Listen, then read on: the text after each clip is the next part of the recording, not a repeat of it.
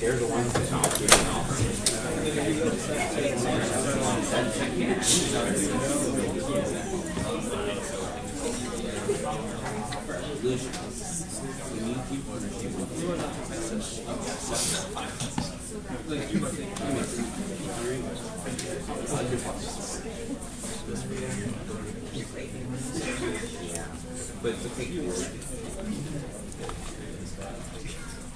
All right, dun dun dun, 250.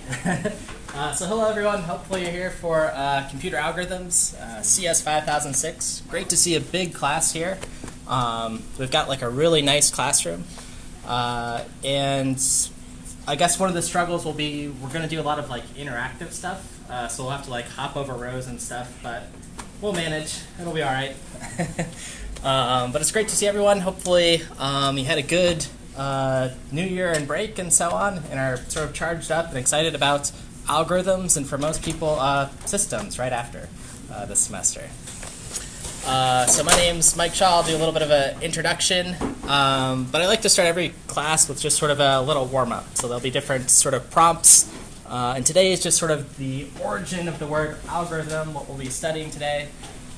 The main takeaway from this slide is the word's been derived and rederived many times, but all the way since like the 9th century when it first came up and sort of had algebraic roots, I suppose.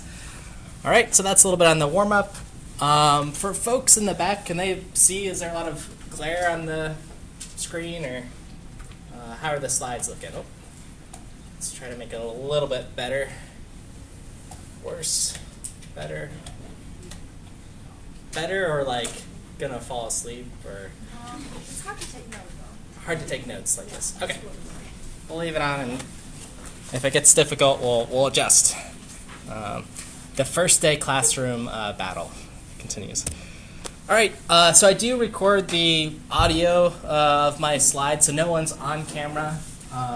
But you know, for whatever reason, you know, we're in Boston and it's really snowy and you can't drive to campus or whatever. Never fear, there will be at least an audio recording of the lectures. Sometimes technical glitches happen, but we'll do our best.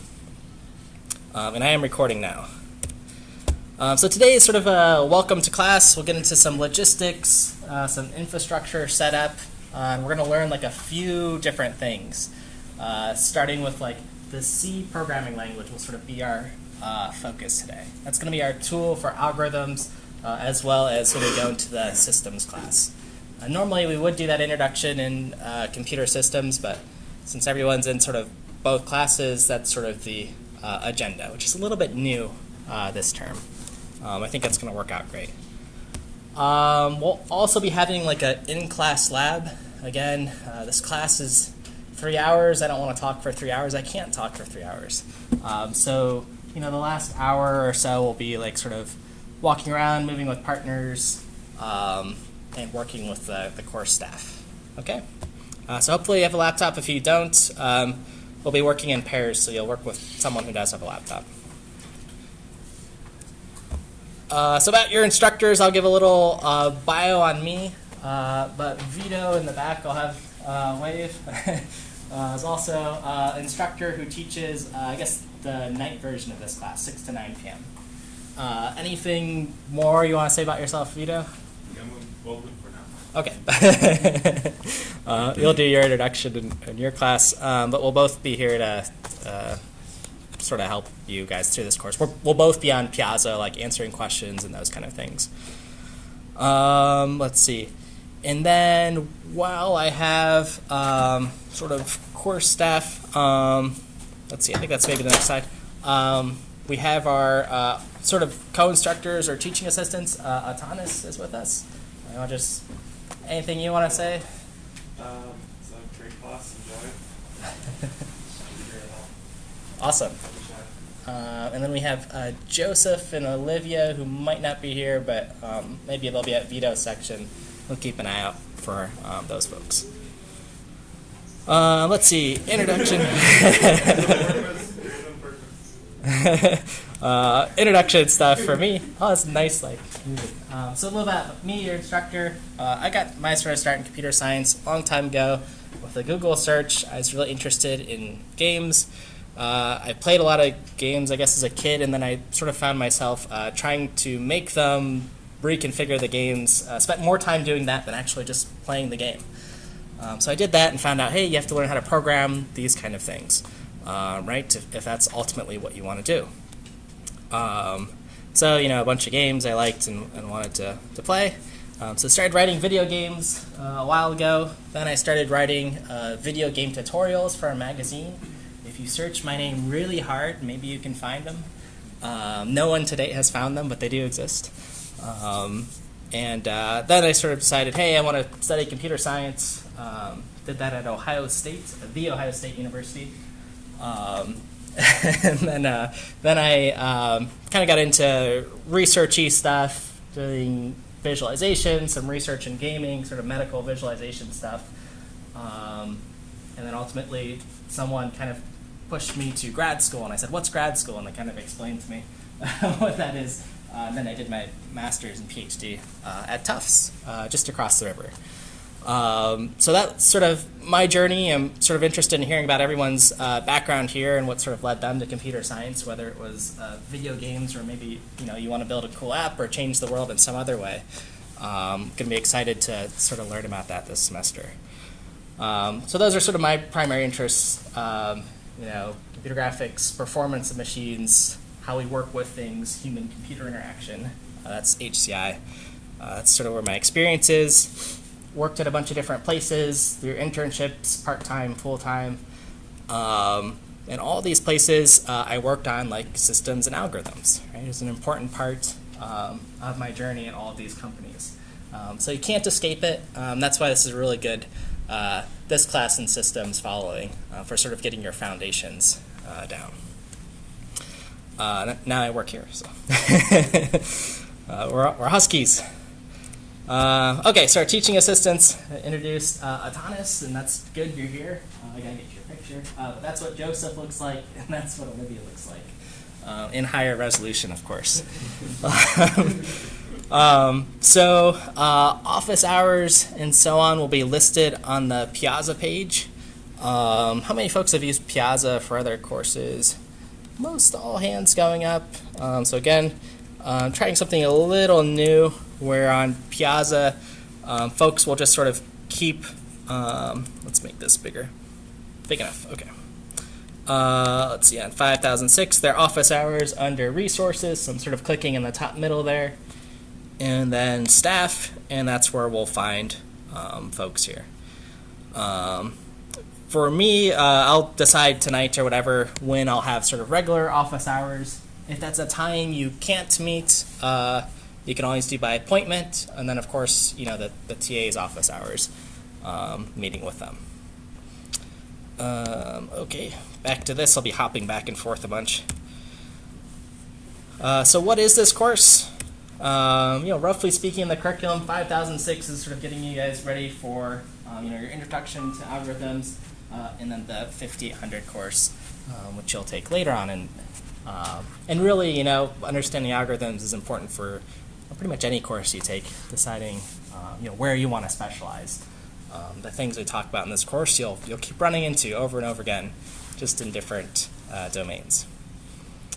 Okay, so again, a goal is not to be intimidated. I don't know what you've heard about algorithms. We'll do a little survey after class as part of any class activity, but to get everyone sort of through and excited about algorithms and on to the next stage.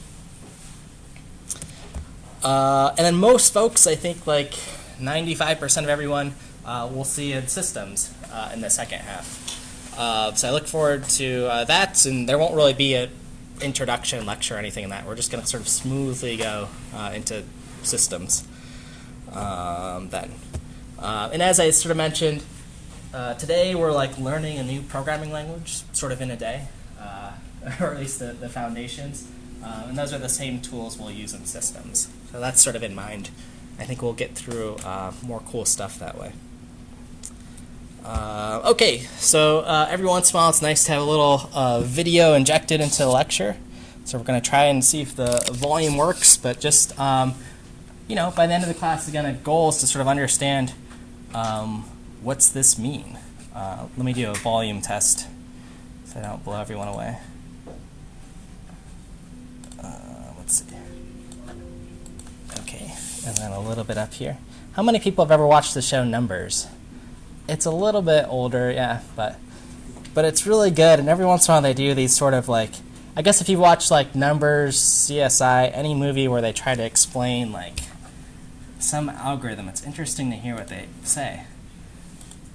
Charlie ran a search algorithm on a farmer's market paint job, see if the images match anything other than just the ocean ice. And we can't keep doing that? I mean, we have 3 more robberies, which means more data, right? More likely we can find similarities, right? Yes, but no, because similarities aren't what's important now. What's important are the differences. What we really need is a good heuristic anomaly detection scheme. Something as simple as, well, let's say you're using a copy machine. You're making copies of a number of photographs. You run each one through the machine, and you compare the copies to the originals. Now, similarities are irrelevant. They're expected. After all, you're making a copy. However, if you discover differences, flaws, for example, that aren't in the original, well, now you've got something relevant. You have found a signature feature of the individual copy. If we look for enough differences in enough copies, Then we'll be able to tell what photocopier to use. Ooh, okay. So we're going to maybe re-watch that again at the end of our algorithms and see what we picked up from there. How much of it's Hollywood and how much of it is like similarity and sort of what that means. You know, you might think about that in the context of like Netflix or something. If you like one movie, will you like a similar movie? Just a little precursor there. Okay, so that's numbers. Let me go back to this. Here. Okay. All right. So roughly speaking, then this course has a couple modules. Again, today we're sort of in one, terminal stuff, C programming. Then we'll do some data structures-y stuff, and that's sort of mixed with different parts of algorithms. Searching, sorting stuff, how to organize things in graphs, and sort of traverse those data structures. And that'll be a full 6 weeks or so. Questions, comments, concerns so far? I'm going to run through the website and stuff, and then we'll dive in. Okay, so just the course goals and website, msha.io. You can Google my name. For those who haven't looked, at the very top there will be a thing called algorithms. Click on that, and then systems when we get in that part. Here's our course. Here's my information, where we're at for 5006. For 5007, we'll be in a different room. I'll make a note of that. In Piazza, again, if you're not part of that, please click this link or email me or whatever to get there. My contact information, Vito's information for his section, and then our sort of roadmap. Okay, so here's where we are today, Module 1. You can click this, sort of an outline. What our assignments are. We'll actually have one assignment out starting today to get us warmed up. I'll show that later. But you can kind of hop in here and begin stuff. There'll be a little bit of warm-up in reading stuff you can check out. This stuff isn't, graded, but it's sort of for your benefit, so sort of be following along. So there's a little like test your knowledge section where you can like answer some questions about what you've just read. Okay, that's feedback for you. Slides, you're welcome to follow along in class. Actually, for the most part, encourage laptop use during class. If you find something interesting or need to take a note, that's totally fine. And then at the end of the class, we'll have an in-class activity, so I'll point you guys to a link here to click on. This one is graded. It's done in class, and it'll have some questions on just like the gold nugget from today. Today's gold nugget's more just about you guys sort of surveying your background. So you'll do it today and get 100, and that's great. Let's see, code examples, all that kind of stuff's here. This is where the audio recordings will be for today. Additional resources that I just kind of pile on that might be useful. Okay, so that's sort of that part. Scrolling down a little bit, there will be an important link here to click on the course page saying acquire the course repo. We'll get to that in an hour or so when we get to it. The description you've sort of seen, we've talked about. It's an introduction to algorithms. This course, we're going to sort of analyze the complexity of algorithms, be able to understand like what's sort of good for performance. That's sort of a focus of this course. So that's these things. And the C programming language is our tool. All right, so resources. The book I recommend, there's no required one, is this Grokking Algorithms book. Has anyone seen this before or heard about it? Yeah, it's a pretty nice book. It's by this cartoonist who likes to sort of draw a lot what the algorithm's doing. So I think it's a very nice like visual sort of introduction to algorithms here. So I recommend that. You can find the book by whatever like means you want. I have to walk away from the recording, so just. But if you like it, purchase a copy of this whenever you want. There's a nice C sort of PDF of about 45 pages of like the essential stuff that we need to program in this course. Okay, this isn't necessarily a course on how to be like a really awesome C programmer, but we need to know like the basics and be comfortable with it. Some other recommended books. This one will show up again in systems. There's more algorithms recordings from Steven Skeena. He's sort of an algorithms expert and also a good teacher. So if you want more videos, he's on YouTube here, so you can sort of follow along. Okay, get rid of this stuff. Okay, so let me go over the policies. I think it's always good. Sort of going left to right. Academic integrity, non-discrimination. I haven't had problems with Northeastern students. They're great. We still want to be honest. If you're struggling for something, don't cheat. Come to one of us and we'll help you figure out whatever is going on. And the classroom's also like a safe environment to, ask questions and be yourself. So we want to really encourage that in this class. Again, I don't think we'll have a problem with this group. I'm really excited about working with you guys. But just kind of keep in mind if you need any of the resources here. Makeups, if you are going to miss stuff, travel, whatever life events, give me sufficient notice and I try to be reasonable. If you have some university sanctioned event, conference, whatever that you're really excited about, let me know.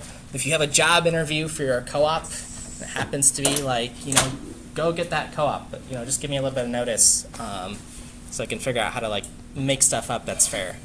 I typically don't give like individual exceptions just because it would be nice. I either give it for everybody or you have to have like a really valid reason. All right. Otherwise, late day penalties, 10% for assignments. Not a huge deal if you've been kicking butt in the class. If you need anything accessibility-wise, Northeastern has great resources at Dodge Hall from the Disability Resource Center. You can come talk to me privately or whenever, or go through those guys and we'll make sure we can accommodate whatever. I tend to be soft-spoken, so if people can't hear me in the back, just say, speak louder or something, and I'll try to do that. Lateness, come to class because we have in-class activities. So those are done in class. Other fundamental stuff, the course policies. So the activities are just a small chunk of your grade, but part of it. We'll have in-class labs starting from today. Those are 20% of your grade.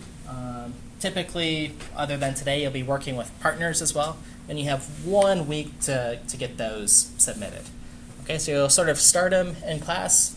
They're designed so if you're sort of hustling and just got everything or whatever, you could get them done, but maybe an hour or two of work's needed after class. Okay, and you can do that with your partner as you need. There'll be an exam and a quiz at the end. We'll talk a little bit more about that as we get closer, but that's, if you look at the schedule, way in week 7 over here. Okay. So as we get closer, we'll talk about what an exam looks like. And then assignments, we'll have 5, and they're all worth 11% of your grade. Okay, grades. Here's sort of the system. Tentatively, I won't make it harder. I won't make a 99 in A, but it could go lower.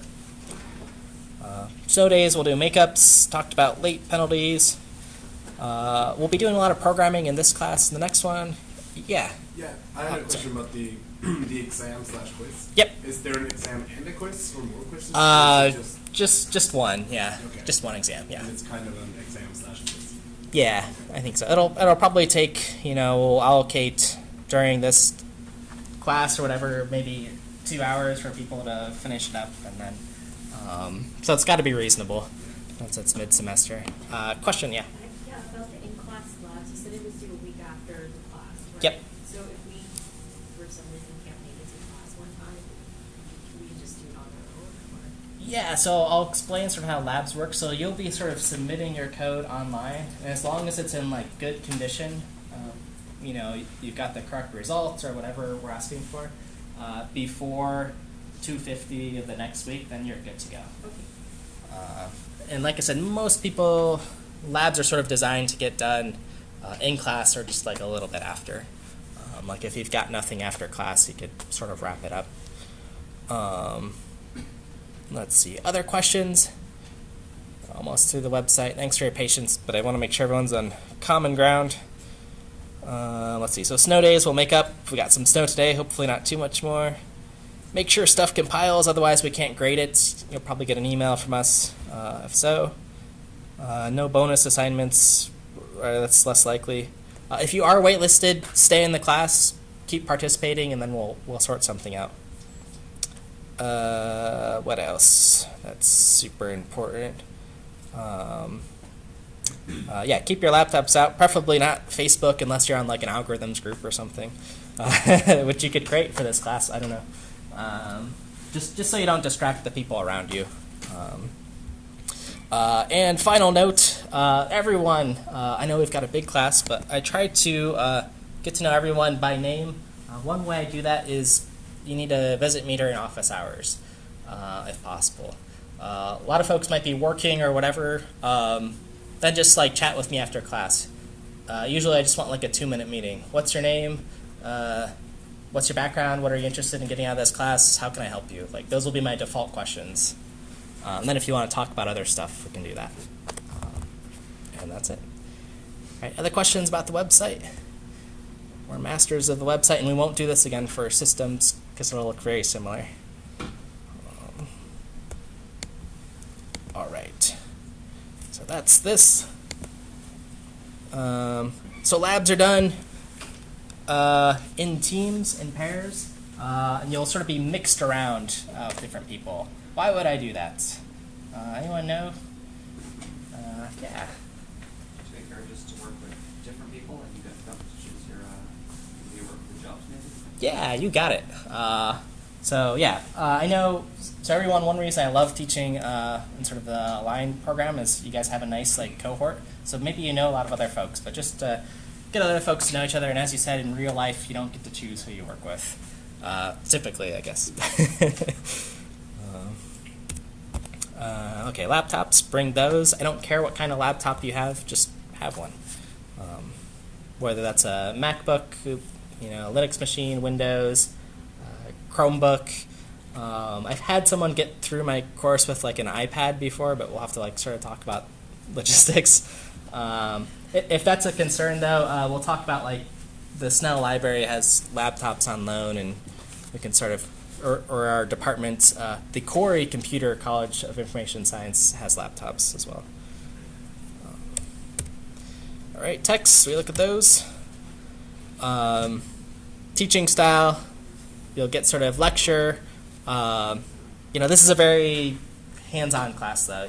Even though it's algorithms, we'll be doing stuff every class. Same for systems. So that's sort of the goal. So do bring your machines with you. Definitely ask questions. Slow me down. Speed me up. Typically slow me down.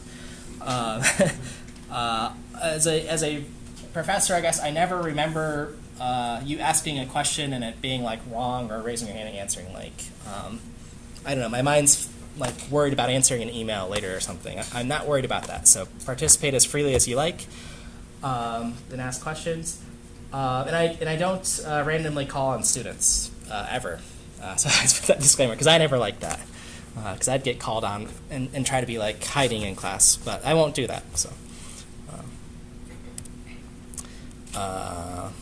On PowerPoint stuff, I try to make my slides so they're readable, so I'm going to break a lot of PowerPoint rules. I don't know, don't use my slides as an example for like 7 words on a line. Even this slide breaks that. But slides will be available before, after, during class. Usually like a few hours before class is normal. Email, I prefer Piazza. This was a sample of my emails per day. I get a lot that aren't just spam. So Piazza is a little bit faster for me. Grab me after class, talk to TAs, etc. All right, your expectations. Hopefully everyone's through 5001, 5002, or otherwise, had some real-world programming experience. Today I've got to calibrate a little bit, just by sort of working with you guys in survey stuff. Just to get everyone again on common ground. So the expectation is you can program in at least one language sort of well. Maybe you've just learned Python or picked up Racket or Java or some other language, JavaScript, whatever it might be from work, or just through previous coursework. Again, this course will use the C language for algorithms and systems. The cool thing about C is it's really compact, right? There's that 45-page PDF, and you can sort of learn it in a week, which is kind of cool. Why C? Well, I've very biasedly picked out some, jobs that have like C and C++ and Linux, and there it is again, C and C++. So it is very like relevant practical skill, right? This isn't an obscure language. This is something very likely you could use. Or will be using. Most things are sort of built on top of C anyway. So there it is again, C and C++, and systems will see assembly, and why we have to take a look at that. But you sort of get the idea. It's still relevant, it's still the hot thing. Okay, any questions, comments, concerns? Anything? That's sort of the courseware, and then we're going to jump into more technical stuff, getting ready for C. All right, awesome. Let's dive in then. All right. So what exactly is C in the C programming language? What's it look like? Well, here's what it looks like. Here's sort of where we should start. This is the sort of hello world.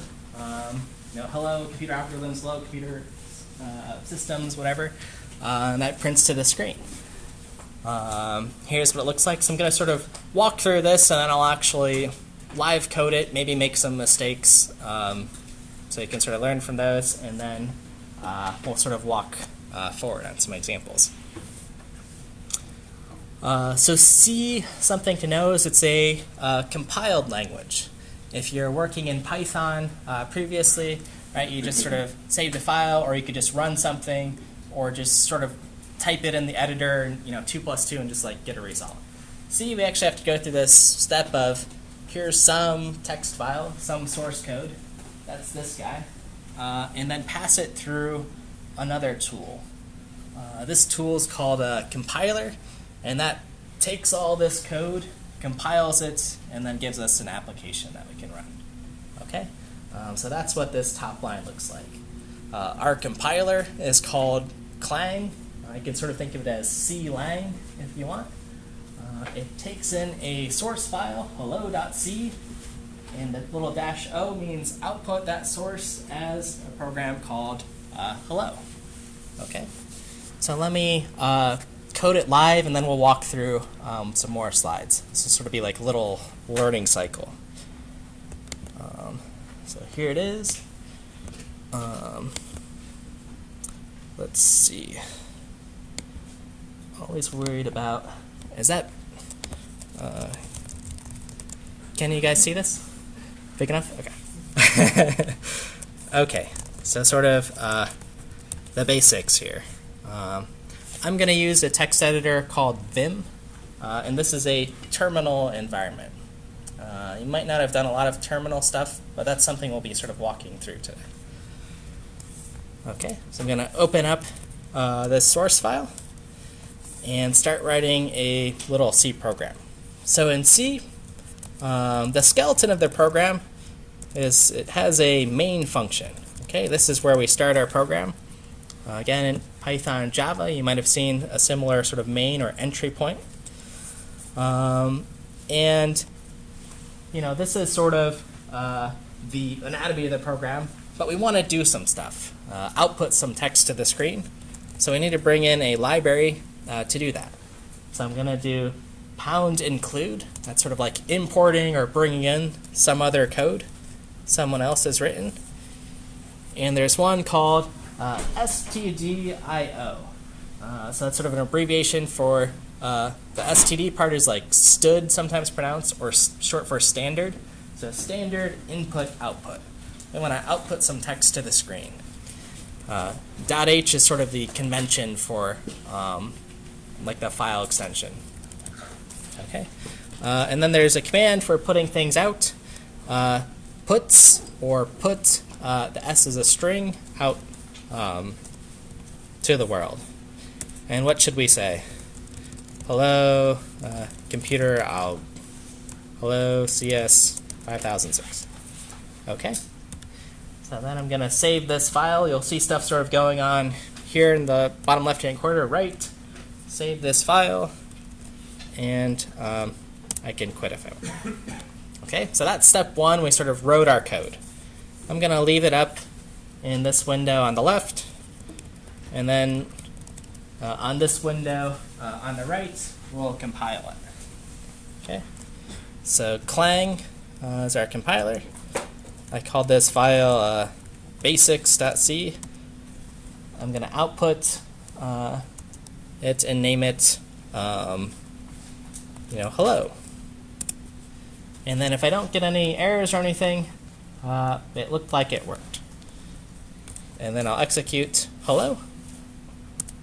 And I'll say hello, CS5006. Okay, so that's your sort of first C program. Questions, comments on that? And then we'll sort of walk through it again in slides. We'll do this a couple of times today. Okay, so here's where we were. We sort of compiled our code. Clang's our compiler. Hello C's our text to source code. And then this might be sort of new that we call these sort of compiler flags. That's where the -o was, saying sort of what do we want to output something as. We're sort of instructing this pipeline of take in some files and then output to the next thing.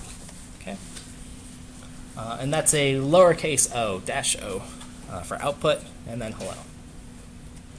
Okay, so in our C program again, #include, that's bringing in some library of code, something people wrote for us, some other functions, like this put string. So we can use them. We don't have to write them. We want to output text. So here's that command.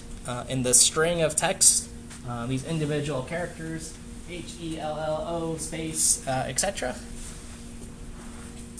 And then we return from our function. So this is a function in C. C programs always start from a function called main. It's a special name for it, but that's where our programs start from. Any questions about that? Yeah, question. Do we always have to return? Do we always have to return? So in C, you don't, I guess every function returns, so you don't have to. This will sort of implicitly be put here. There's something called void, which we'll learn about. But typically, we're returning a 0. Part of this sort of function structure is that it's looking for an integer to be returned. That's where that comes from. 0 typically indicates like we successfully exited when used with the main function. Yeah. Best practice is typically to return something, some sort of information. C is an older language, so we're going back all the way to like the late 60s, early 70s. So they had like some of these weird conventions, like we have to like returning 0 means something. And we'll sort of work through those. Other questions about this program? Our first C program. All right. Okay. All right. So here it is again, just sort of thinking about this like as a pipeline.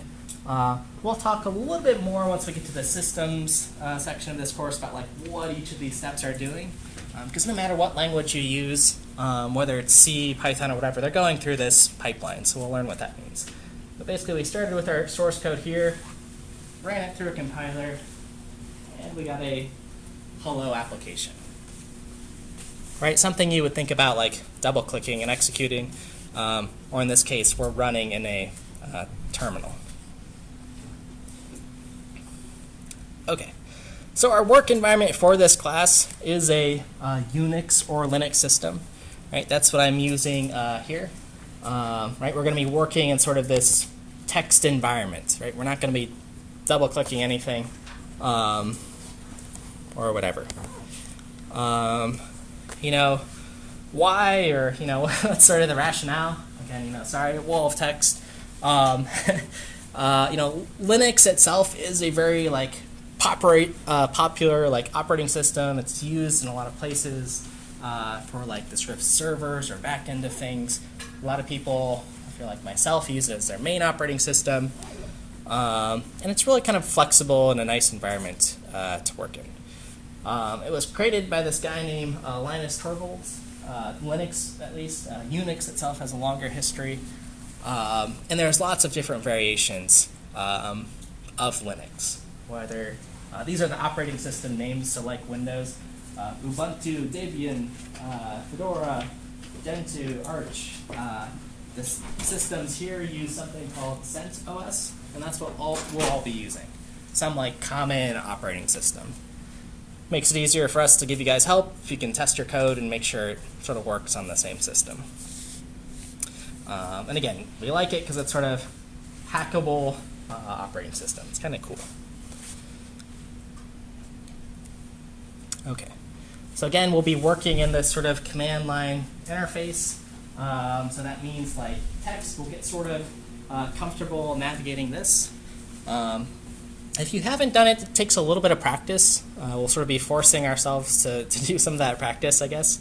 I don't know if you'll believe me immediately or not, but I would argue this will always, maybe people have different opinions, but this will always be faster than doing something with a mouse and sort of like dragging around. All right, you can get really fast. I don't have to move my hand away and like do something with the mouse. My hand's always on the keyboard. So it's a great skill to have. And so we'll learn how to use this. So let's see. So let me just show some like commands for stuff you'll be doing kind of commonly on this interface. So let me get rid of these distractions here. Okay. So here's sort of our environment. I'm working on the left window over here. If I want to just see like where am I, ls sort of lists the contents of whatever folder I'm in. So I'm sort of here. There's a bunch of C files, some images, etc. Okay, so that's how I can sort of list what's going on. Okay, I'm going to hit Control L and clear the screen. I want to sort of know like where I am. So PWD shows me my path. Okay, so I'm in Home, Mic, Dropbox, Academic Website, Comp, etc. Right? That's like what directory I'm in at each level. Okay. So I can sort of list those contents. Now, let's make this a little bit nicer. Let's say, so today we're in Module 1 here. Next week we'll be in Module 2. So I'm getting ready to prep for the next lecture. So I'll CD, which stands for Change Directory. I sort of want to like move around, move somewhere else. Again, this is the same like as when you're like clicking on a different folder. So I'm going to move somewhere. dot dot moves me up a directory. Okay, so here's where I am in module 1. I'm going to move up. And maybe I'm still a little bit confused, so I'm going to do pwd to list the path. And I'll say, oh, okay, we've moved out of directory 1 and into module. Let's list what's there. Aha, module 2. Professor is working ahead on next lecture. So I can change my directory into 2, list the path, and now I'm in directory 2. And then I can sort of list, what's in there. Okay. So it will take a little bit of, time to maybe build up this mental model in your head. But you sort of got it if you're used to working on Mac, Windows, or if you have Linux background, of just sort of like clicking around folders, like where you're sort of heading. So these are like some of the commands you'll very commonly be using to sort of navigate around. Some other handy tricks with the cd command, change directory. If I want to go back multiple times, right? I don't have to do this one thing at a time. I can kind of keep going somewhere. Okay, and then I land at some other path. If I want to go to like my very home directory and restart, the tilde, this sort of like wavy sign, sends me there. So I can see, where am I now? Home mic. If I made a mistake, I think I can just do cd dash, and that sort of like takes me back to where I previously was. Okay, so these are some ways to sort of like navigate around that I want folks practicing. Okay, so that's a little bit of terminal stuff here. Okay, so ls to sort of list the screen contents of what I currently see. That was that one. So here I am in some directory just listing things. CD for changing the directory, how I sort of move around is pretty common. Again, we're sort of thinking about this as a like maybe hierarchical or like tree-like structure. Same thing in Windows, and you're sort of like clicking on different folders and navigating. And a couple ways to move around. CD with that tilde mark, and then CD with a dot. 2 dots sort of moves us up. 1 just like keeps you in place. You're grounded there. Okay, and there will be a bunch. You can pretty much Google, how do I move directory or whatever, and you'll find like some trick. Anything you think you want to do, you can probably Google what the shortcut is. Okay, so some more ways to sort of move around. And again, sort of I love GUI interfaces. They're so simple and sleek. But this is sort of my like argument slide of, I think you can do faster with this. It'll be a really good skill to have. The second reason to think about this is all the work we're going to be doing is sort of done remotely, meaning on like northeastern servers, which are like some, far away, okay? Or maybe, and this is something that happened to me many times, is I'm working for a company and they say, Mike, we've got a problem in California, so you've got to like update the code there. Well, my options are either hop on a plane and fly to California and then like go find the machine, or if I can like access, through the internet the code and fix it there. Hopping on a plane and a free trip to California is fun, but this one's probably more efficient. Just to like remotely access things, right? I don't have the mouse and can see the user interface of that person. Right? So again, this is like a really cool skill to have. And again, if you're doing like sort of server stuff, sometimes machines don't even have monitors attached. So this is how you sort of debug them. Other cool things about working in the terminal environment is we can sort of like write our own scripts or programs that we run and can do different things. Sorry, this is a little bit dark, but this is a script that's just sort of echoing out, my name or some arguments, asking me my age, reading that in, and then printing it. You can write like a little program to do that. You might write a script that moves you to your CS5006 directory and tries to run all your programs. Right? Yeah.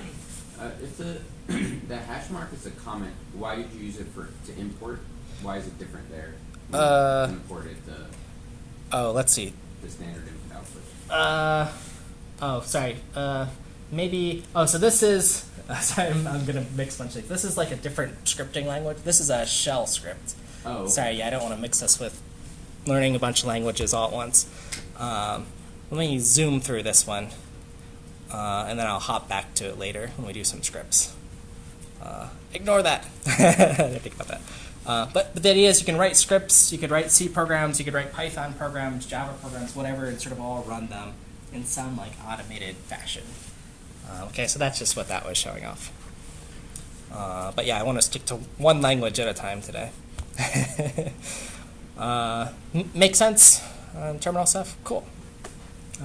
Okay, so I've posed this hypothetical situation about me having to fly to California or just work sort of remotely. And there's a program that lets us sort of connect remotely to other places in the world. So the sort of program or the protocol to do this is something called SSH. It stands for Secure Shell. And that's how we're going to access Northeastern's servers. Okay, so I'll do a little example here. So again, I'm on this left window. I'm going to SSH. This is my Corey College of Computer and Information Science password, and login, or my login, not my password. Hopefully I don't type that.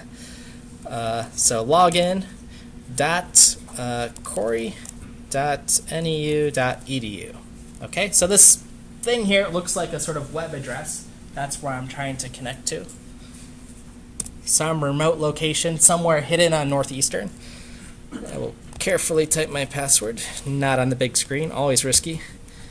Have done it before. Let's see. Oh, permission denied. Oh, I will type in the right password. One more time. Get locked out.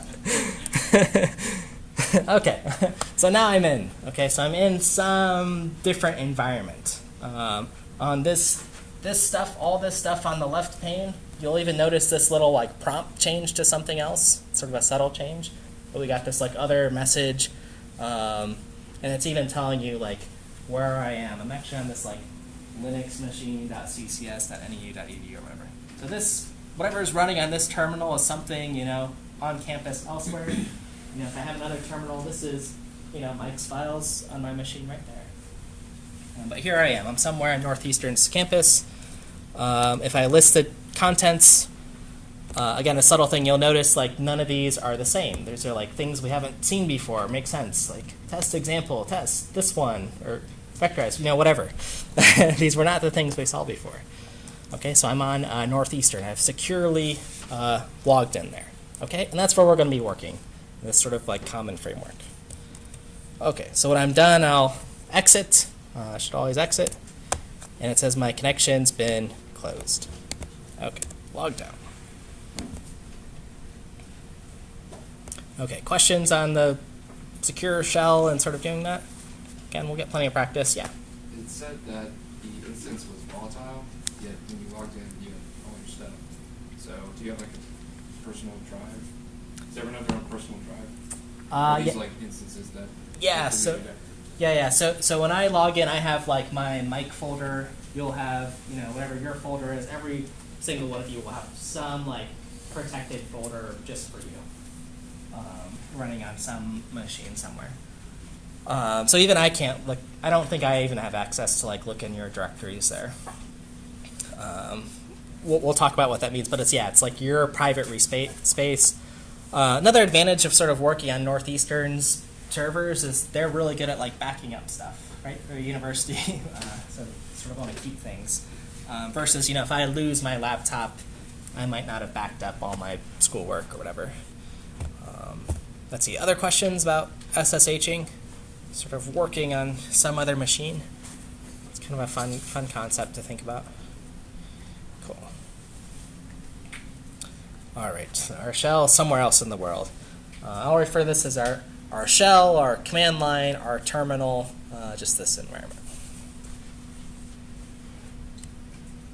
Okay, type in exit when we're done so we can free those resources for someone else. Otherwise, you're sort of timed out. Okay, whew, that was a lot of stuff in a few minutes. So sometimes, we get overwhelmed with a lot of different commands. Luckily, there's built-in help on these in our terminal. There's something called the man pages. That's how it's abbreviated typically. Man is short for manual, so you can sort of read the manual on these commands. Okay, so if I want some help, let's get some help. I type in man, and then, let's see, ls, that was a command. And I'll say list directory contents, sort of give me a description about it. And then I can scroll down and see all the other fun things I can do with it. I can do man SSH, we just learned about that. And I can get the whole history of like SSH. It's built into the system, it's right there for you. It's kind of nice. Again, it's fast, you don't even have to search Google. So something you'll hear me say in systems, let me even try man put string or puts. Wow, I can even look at some C commands here. I can get help there. Don't have to Google it. I get the information from the author, from the actual person who did it, not some like, shady forum thread or something where you don't know who it is. All right. Okay. All right, so the manual pages will be our friend here. Work environment for this course, kind of cruising along. Again, SSH. We're also going to set up something called a virtual machine. Right, so I'm working on Linux in this environment. Right, my operating system looks different than yours. Right, it's got a monkey as a background. So that's different. But right, the user interface is different. The architecture is different. So you might want that this sort of environment locally on your machine, right? What if the network's down? Has the network been down at any point while people have been here? Wait till systems. We'll bring it down at least once. So. But then, if no one connects, you'll still want a way to make like forward progress on your homework, or if you're like taking a flight somewhere, going somewhere cool for spring break, whatever. You'll want sort of this common framework locally, on this like physical machine or wherever it is, so you can work on Linux, Unix stuff. So that'll be part of your lab today, sort of setting that up. Okay, it's called VirtualBox. So the example here is, this is a Windows machine. Again, I sort of know by looking, I see Windows stuff down here. But inside this application, there's a whole other operating system running there, which is kind of cool. I've got an operating system within an operating system. Okay, that's what this program VirtualBox does for us. Okay, so we'll get that sort of up and running, and then when you type in here, you'll have a terminal, you'll have all the things that you've been watching me do available. If you've got a Linux system already, you're sort of all set. If you've got a Mac, you have a terminal, so you can make some forward progress, but you'll still want VirtualBox. Even Windows has a similar terminal, but getting VirtualBox again set up is good for us. Gives us that consistency.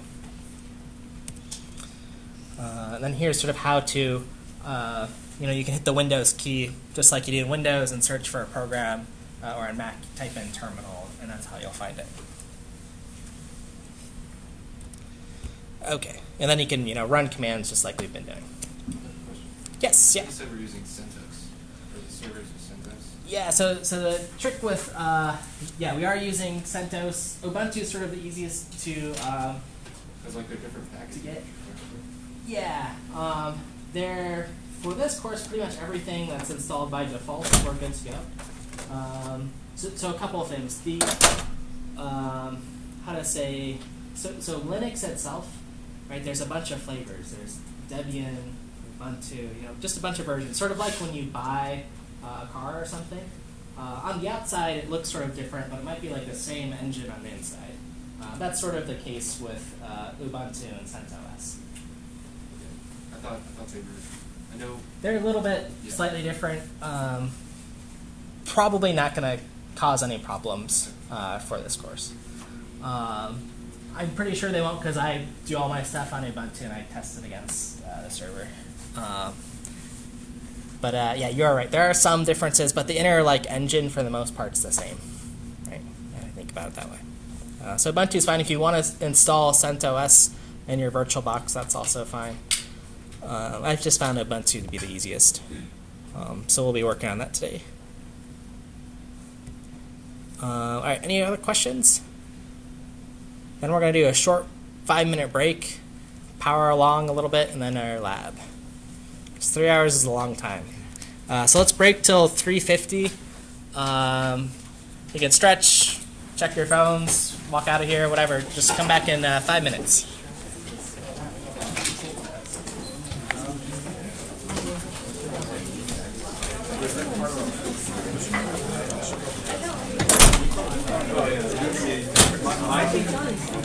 Yep.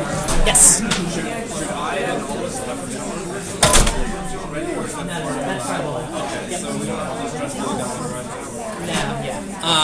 If you want to start, you can. I don't know how the network connection is here.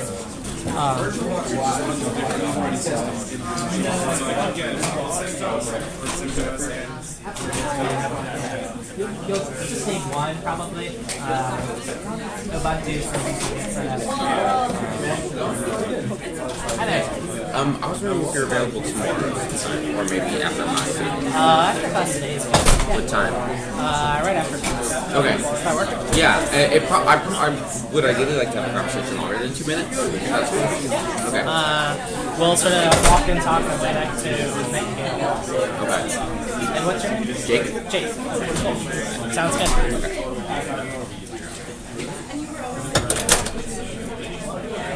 That's why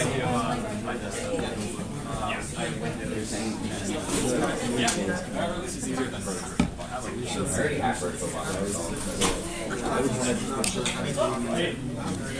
it's maxed out being It's different. Well, no, it can look because it went from different both at the same time. They choose.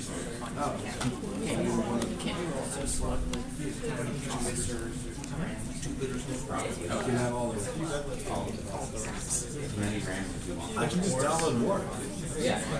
Someone told me. If you go to download.com, so it's like. Yeah, that's it.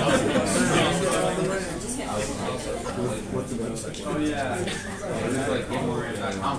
I'm not gonna. And I went there and I got an understanding. The next day I was like, dude, I don't know if I could be grabbed. Yeah.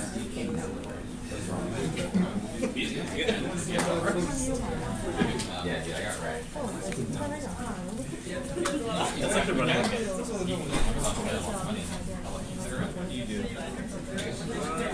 Where to go? You really died? Really? There's like a package. Which one do you use?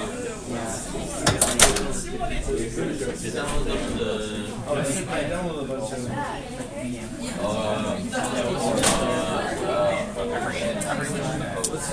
Is the host the virtual machine or your computer for VirtualBox?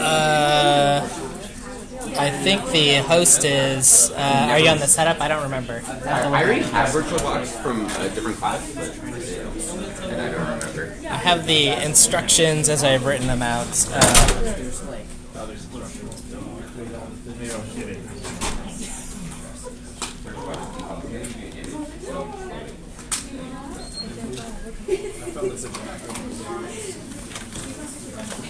Bring a bunch of shitty games that are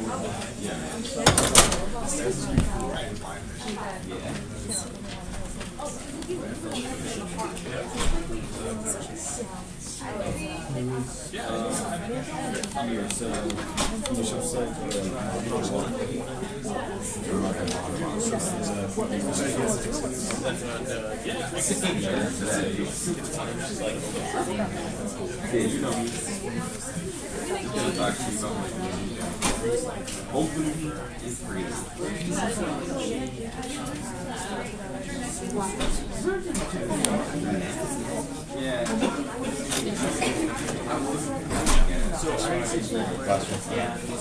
You're a trendsetter.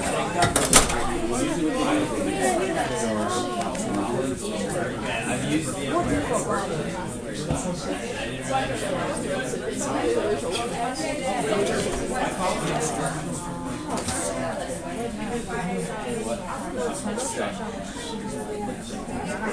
it's 11 now, but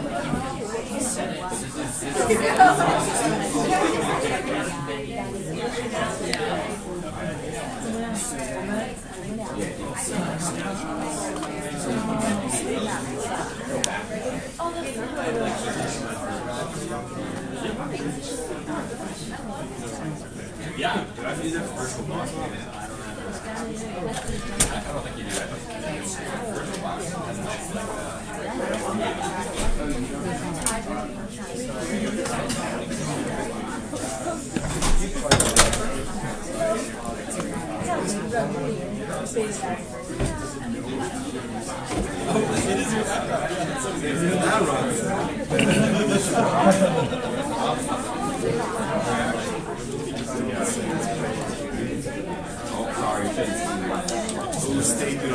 All right, folks, let me bring us back in action for lecture round 2. And we'll jump into some more sort of C basics, doing some C programming here. So again, we'll sort of do this a little bit live and a little bit as a learning cycle, I guess. So sort of a quote, again, for infrastructure technology, C will be hard to displace. This is from Dennis Ritchie. Who Dennis Ritchie is? He's the co-creator of the C programming language, along with Ken Thompson.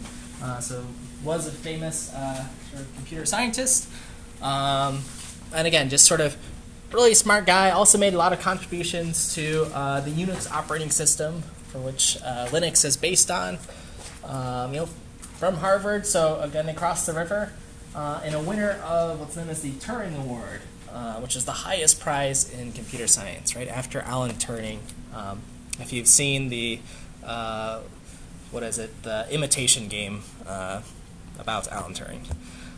Anyway, so he's an important figure. I always have my take on these things, so I foresee C programming jobs for a long time, as mentioned. You'll get my 2 cents on everything. All right, so our introduction to C, because C is going to be our tool for creating algorithms in this course.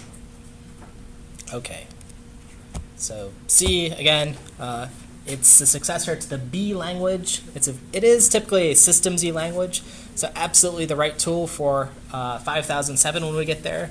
And for algorithms, a really good tool for building our data structures. Okay, it's designed to be sort of everything you need and nothing like more beyond that. Okay, that's sort of how the language is. There'll be some things, we'll talk a little bit more about what these mean, but just know it's a highly portable and sort of relevant language. Okay, so our basics, sort of the anatomy of a program. Let me sort of go in terminal mode and I'll sort of show the slide in a second. So the basics. Vim, let's see. That's what I'll be doing. Oh, let me sort of just do one file to speed us up. Oh, Vim basics, wherever we are. Oh, sorry. CD1. Vim basics C. Okay, there's where we left off. Okay, so our anatomy of a program. This is what we looked at before. At the top, at line 1, this was our library we brought in, our main function. This is sort of the skeleton. This is what you're going to do for pretty much every program that you write. Okay, you'll have that skeleton. All right, so that's what slide 1 is here. All these files, again, are on the website. I try to heavily annotate them in case you miss something from while we're doing it live. I'm going to introduce a new way to put information to the screen. Before we were doing the puts command, that's usually fine. Print F is also used. So let me write that in. Printf stands for print formatted text to the screen. So again, we're sort of outputting that. Again, if you see something that you don't know what it means, you can usually do the manual page and then the function name. So printf's a function, and it'll give you some information. Okay. Okay, so let's print something, and then we got to compile it. So print hello. The \n is a escape sequence for a new line, so that prints like an empty line after, sort of like a line break or whatever. Yeah, comment. Will we ever be declaring at the start when you said int name? Will we ever be declaring like string or boolean or anything else, or will it primarily just be int? I think it's always, sometimes I see void or something, or yeah, if you're coming from like a Java background, it might be, other languages will have like strings or whatever. It's pretty much always going to be int. Yeah, I think even if you do void, it converts it to int anyway behind the scenes. Now there might be other stuff that pops up here, like the arguments here. Right, they're sort of empty, so I just have these parentheses. There's no parameters for main right now. We'll talk about how to pass parameters in our programs later. But this is sort of the skeleton. Yeah. Okay, so let's compile it. So I've saved it. I've got to make sure I save everything on this side before I compile it. Otherwise, the changes aren't reflected. So Clang, I'm calling this basic C output. I'm just going to call this live demo. So if something goes wrong, we'll have it there. Live demo. Hello. Okay, great. So there we are. Okay, so that's the basic anatomy. The second thing I want to talk about in C is this idea of scope. Okay, so there's this idea of like when and where can you access a variable. Okay, so let me sort of get rid of some things here. Whoops. So if I create a variable in the C language, I can do something like int x, and it equals 500. Okay, so creating a variable in C, we have to declare what kind of data we're going to put into it. int stands for an integer, so you know, -5,000, 1 billion, whatever, some positive or negative, like non-decimal number. Okay, so that's what x can store. 500, you know, -500, whatever, something like that. Okay, and let's actually print that out just to see what's there. So we want to print out some text here. And I'm going to say x is colon. And if I want to figure out, you know, what's stored in x is a variable. It's storing something in it. In C, we put this little placeholder, %d, or %i is also fine for like integer data. Okay, and then I'm going to use that /n to give us a nice like end line. It's going to say x is something, and then after printf, I've got to sort of say, hey, this %i, this is just a placeholder. What do I want to put in there? Well, it's the thing that like follows after. So x here. Okay, so I'm going to save that and try to run it. So I'm compiling on the right again and running. X is -500. Okay, so it's got this like placeholder and then sort of like shifting in the first placeholder into that slot next to it. Okay, makes sense? All right. So that's like variables and sort of printing them out. So I'm going to move this up here. And as I mentioned, you're going to see in C there's these curly braces, which I'm highlighting. And that describes like sort of the scope of something. Again, if you're in Python, what did you use in Python to like sort of separate stuff out? There's like indentation and spaces, right? That sort of say, hey, this is a block of code, this is a block of code. In C, spaces don't really matter, but the curly braces do. So I put a little curly brace here, and that makes this like a block of code. Okay. Okay. Something like that. Nice. Was there a question before I move on? All right. So in C, I can only create x one time. So I'm going to try to create another one and just see what it says. X equals, I changed my mind, 4, 5, 6, or whatever. Let me make it look a little nicer. You're going to see me do a little bit of tricks in Vim, but I'll slow down and show those later. But for the sake of, here's our program. let's try to compile it. And it's going to say, oh, redefinition of x. Okay, so it can't do that. Can't declare something twice. Okay. So that's fine. But if something's in a block of code, can't declare something twice within a block of code. It's maybe a better error message. So I'm going to put this in its own block of code here, these curly braces. And then I'm going to put this in its own block here, in these curly braces. Okay, so these two different x's are now in their own block of code, and they're different. Well, let's see. Let's test it out. Okay, everyone see? Save, recompile, run it. On the right, one of the x's has its own x's minus 500, the other one is 456. Okay, they're in their own blocks of code. So in C, you'll have things, if they're in their own block of code, their own function, right, then you can reuse x. That's known as like the scope of a variable. Okay, other languages, again, Python, are using like indentation. If I put another like x in a block within here, then it's going to complain again, right, as I sort of like nest down. But these are in their own separate blocks. So that's sort of the scoping rules in C. Yeah, question? If you try to use x outside of those code blocks, Mhm. can it just be done? Yeah, let's try it. So anything you guys want to try today is, let me know. I'm just going to make another x. So equals 7. And we'll try to run it. Live demo. It seems to be, it's its own x here. Because this is where its scope ends. Like this x, we talk about it like the technical terms are like where it's alive. So it's alive here and then it's dead outside. Again, technical terms, x dies, and there's a new x here. Again, if I put another x here though, then it's going to complain about that definition. Yeah? So what's the difference between printf and puts? So printf allows for these like placeholders in it, and puts or put-s is just like a print out a string, just plain and simple. Printf gives us sort of like this variable amount of how many things we want to put in it.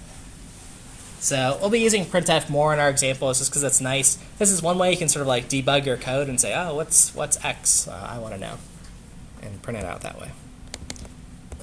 All right. So that's sort of the scoping rules and variables. For the most part, we're working with integers today. There's something called float for decimal values, double for more precise decimal values, and chars. And we'll look at those next lecture, and today you'll see them in a peek in our exercise. All right. So now C also has functions. So let's write a function. What good would a language be if we couldn't have functions? Right? We don't want to write everything in main, so let's have some code that we can reuse. So on the left pane here, I'm going to start writing a function. The style of sort of what a function looks like. Let's see if I should sort of mirror what I actually did. I'll write a little add function. Is the name of a function needs to be unique, something that doesn't exist, and then the parameters. And again, we have to talk about like what kind of data goes into this function. So I want to add integers. So these are int x, int y. Okay, it's a function, so it's its own block of code here. So I use the curly braces. Again, in Python, you're indenting, and C, we're using curly braces. And a function's useful if I return some value, x plus y, for instance. Now we're almost done. In C, again, we have to be a little bit more precise. We have to say, hey, what kind of data are you returning? Tell me. Right? Just like we're saying, hey, what are our variables? They hold integers. So we have to say, hey, add, it returns an int. And that's the thing that comes in front here at line 3. Okay. Questions about that? I'm going to actually print it out. Add 7 and 2.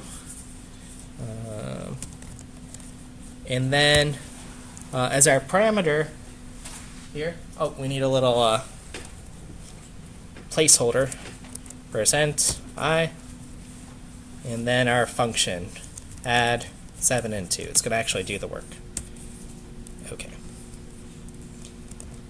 Okay, here's what it looks like. Let me get everything on the screen at once for you guys. There we go. Questions or comments on our first function here? This add function? Yeah. So int x and int y are parameters? Correct, yeah. Int x and int y are parameters. They're only available in that code block, so x and y there are sort of accessible within this function. So I can use x and y in main if I want, but this is its own sort of self-contained function here. Yeah? So if we define add after main, Mhm. would main know? Ooh, okay. Let's run this and then run an experiment. Let me make sure it compiles first, so I don't lead future viewers on YouTube confused. Uh-oh, what did I forget? I'm off by parentheses. Let's see what that error message saw. How did I debug that? It says, okay, basics at line 937, and it's kind of pointing me to a line. It's saying, hey, I found a semicolon there. Expected, and that has in single quotes a parenthesis. So I'm going to fix that here on line 9 so you can see it. Aha, okay. In Vim, for the most part, it'll sort of like highlight and match the parentheses. That's how I sort of get a hint of what's going on. So let's try to compile that. Sorry to keep making these windows move around so much. Okay. Okay. Add 7 and 2 is 9. Okay. I agree. Okay, so now there was a question about, hey, what if add shows up after the main function? Does the order of things matter in C? Okay, so I'm going to copy this add, and I'm going to move it below, and let's see what happens. Let's fit it all on the same screen, too. Sort of lock in your predictions, I guess not knowing anything about C, but make a prediction about what will happen. The good news is we can test. It doesn't cost us anything. It's going to say, uh-oh. It's going to give us a warning about some, if we sort of decipher this, some like function declaration. Basically, it's getting, it's saying, hey, there might be a problem here. So we always have to declare our functions before we use them. Now, if you want your code stylistically to, I guess, look, sort of have everything, I guess, like just your main function at the start, you can do something called forward declaring. So I can sort of at the start say what this function is, but not the actual like blocks. This is just saying on line 3, hey, there's this thing called add. It returns an integer and takes in int x, int y. I promise it's like the implementation is somewhere, and here's the implementation later. So that's something you can do. All right, what if I make this a little bit smaller? Let's see. Folks in the back, how good are your eyes?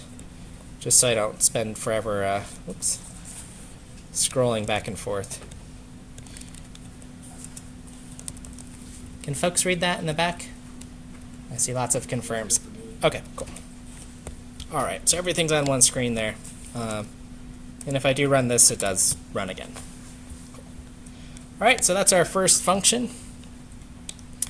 Now, computers are only any good if it's nice that they can compute things, but they can sort of make decisions. So conditionals in the C language.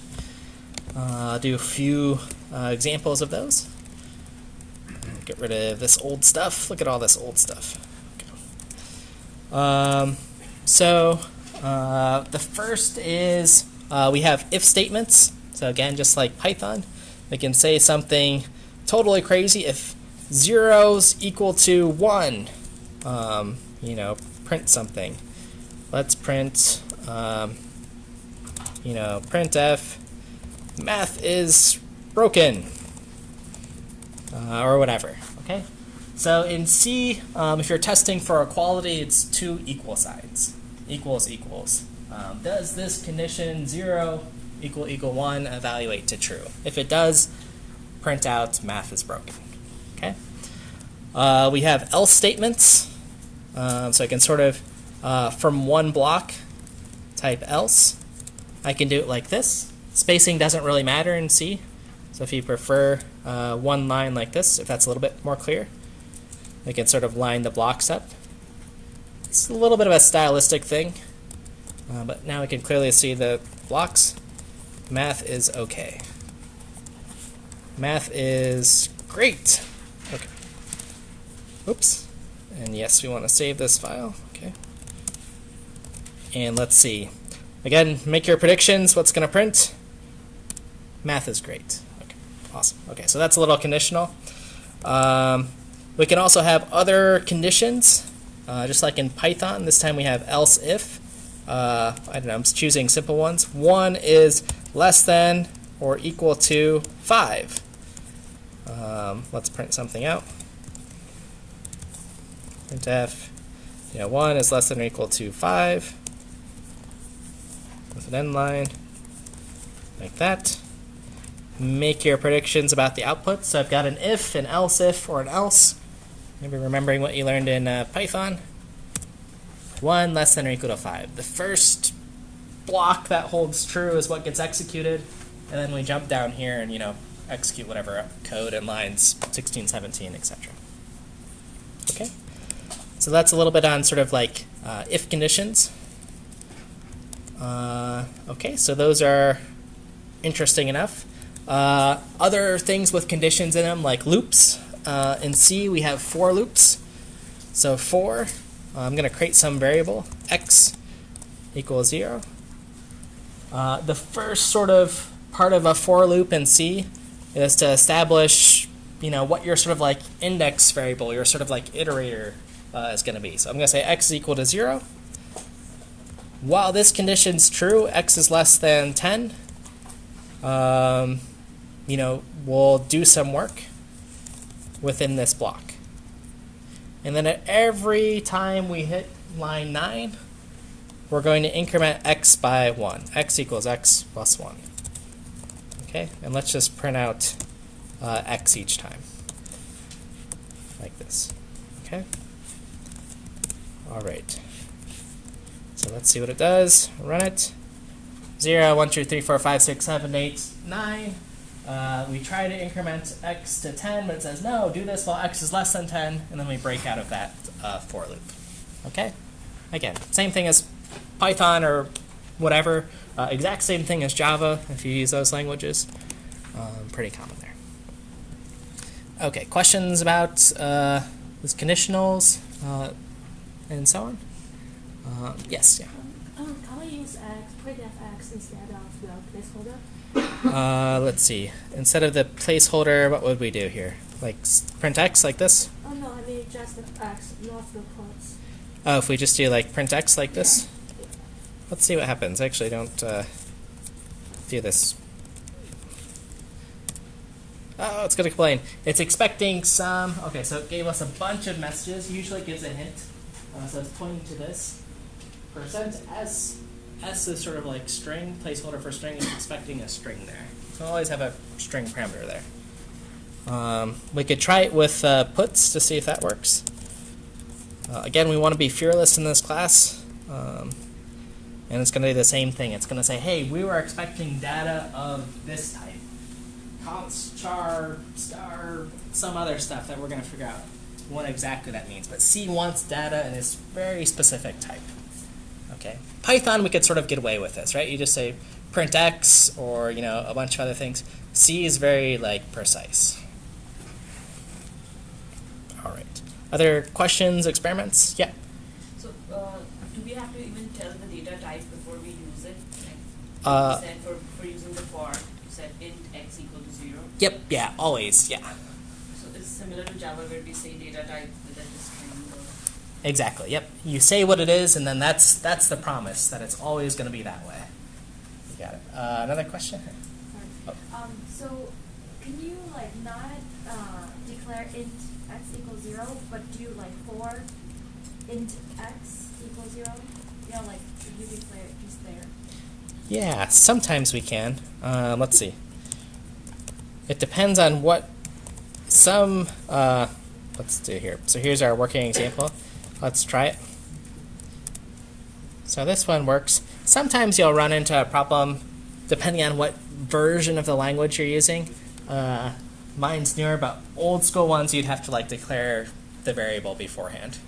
Yeah. There was a question here and then another. Yeah.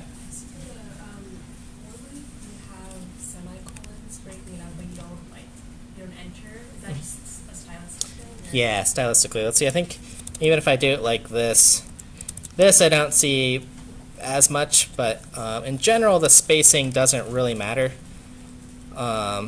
to the compiler that's running. It's just kind of like taking things in and saying, okay, you're following the rules of what a for loop looks like, so we could still do that. That's fine.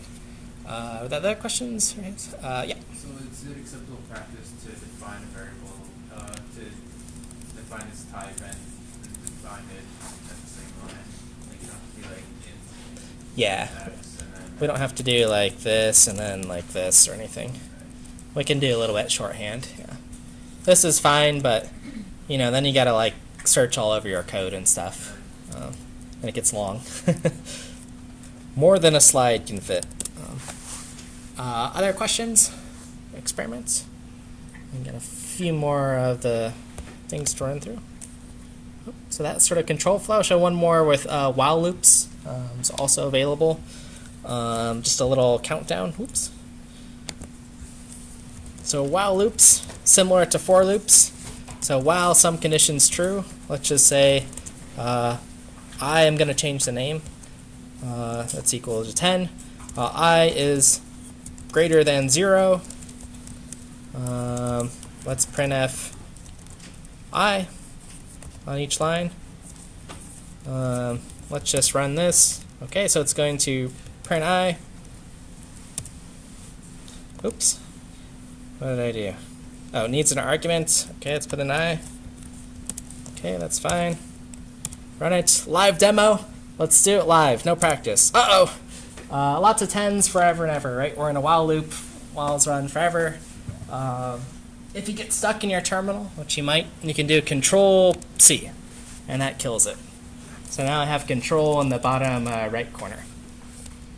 All right, let's fix this countdown program, do what I actually want it to do. The condition is while I is greater than 0. I said it's sort of a countdown, so we want I to get smaller every time. I equals I minus 1. Sometimes stylistically what you'll see is instead of I equals I minus 1, a little shorthand is just I minus minus. Okay, does the same thing. I equals I minus 1.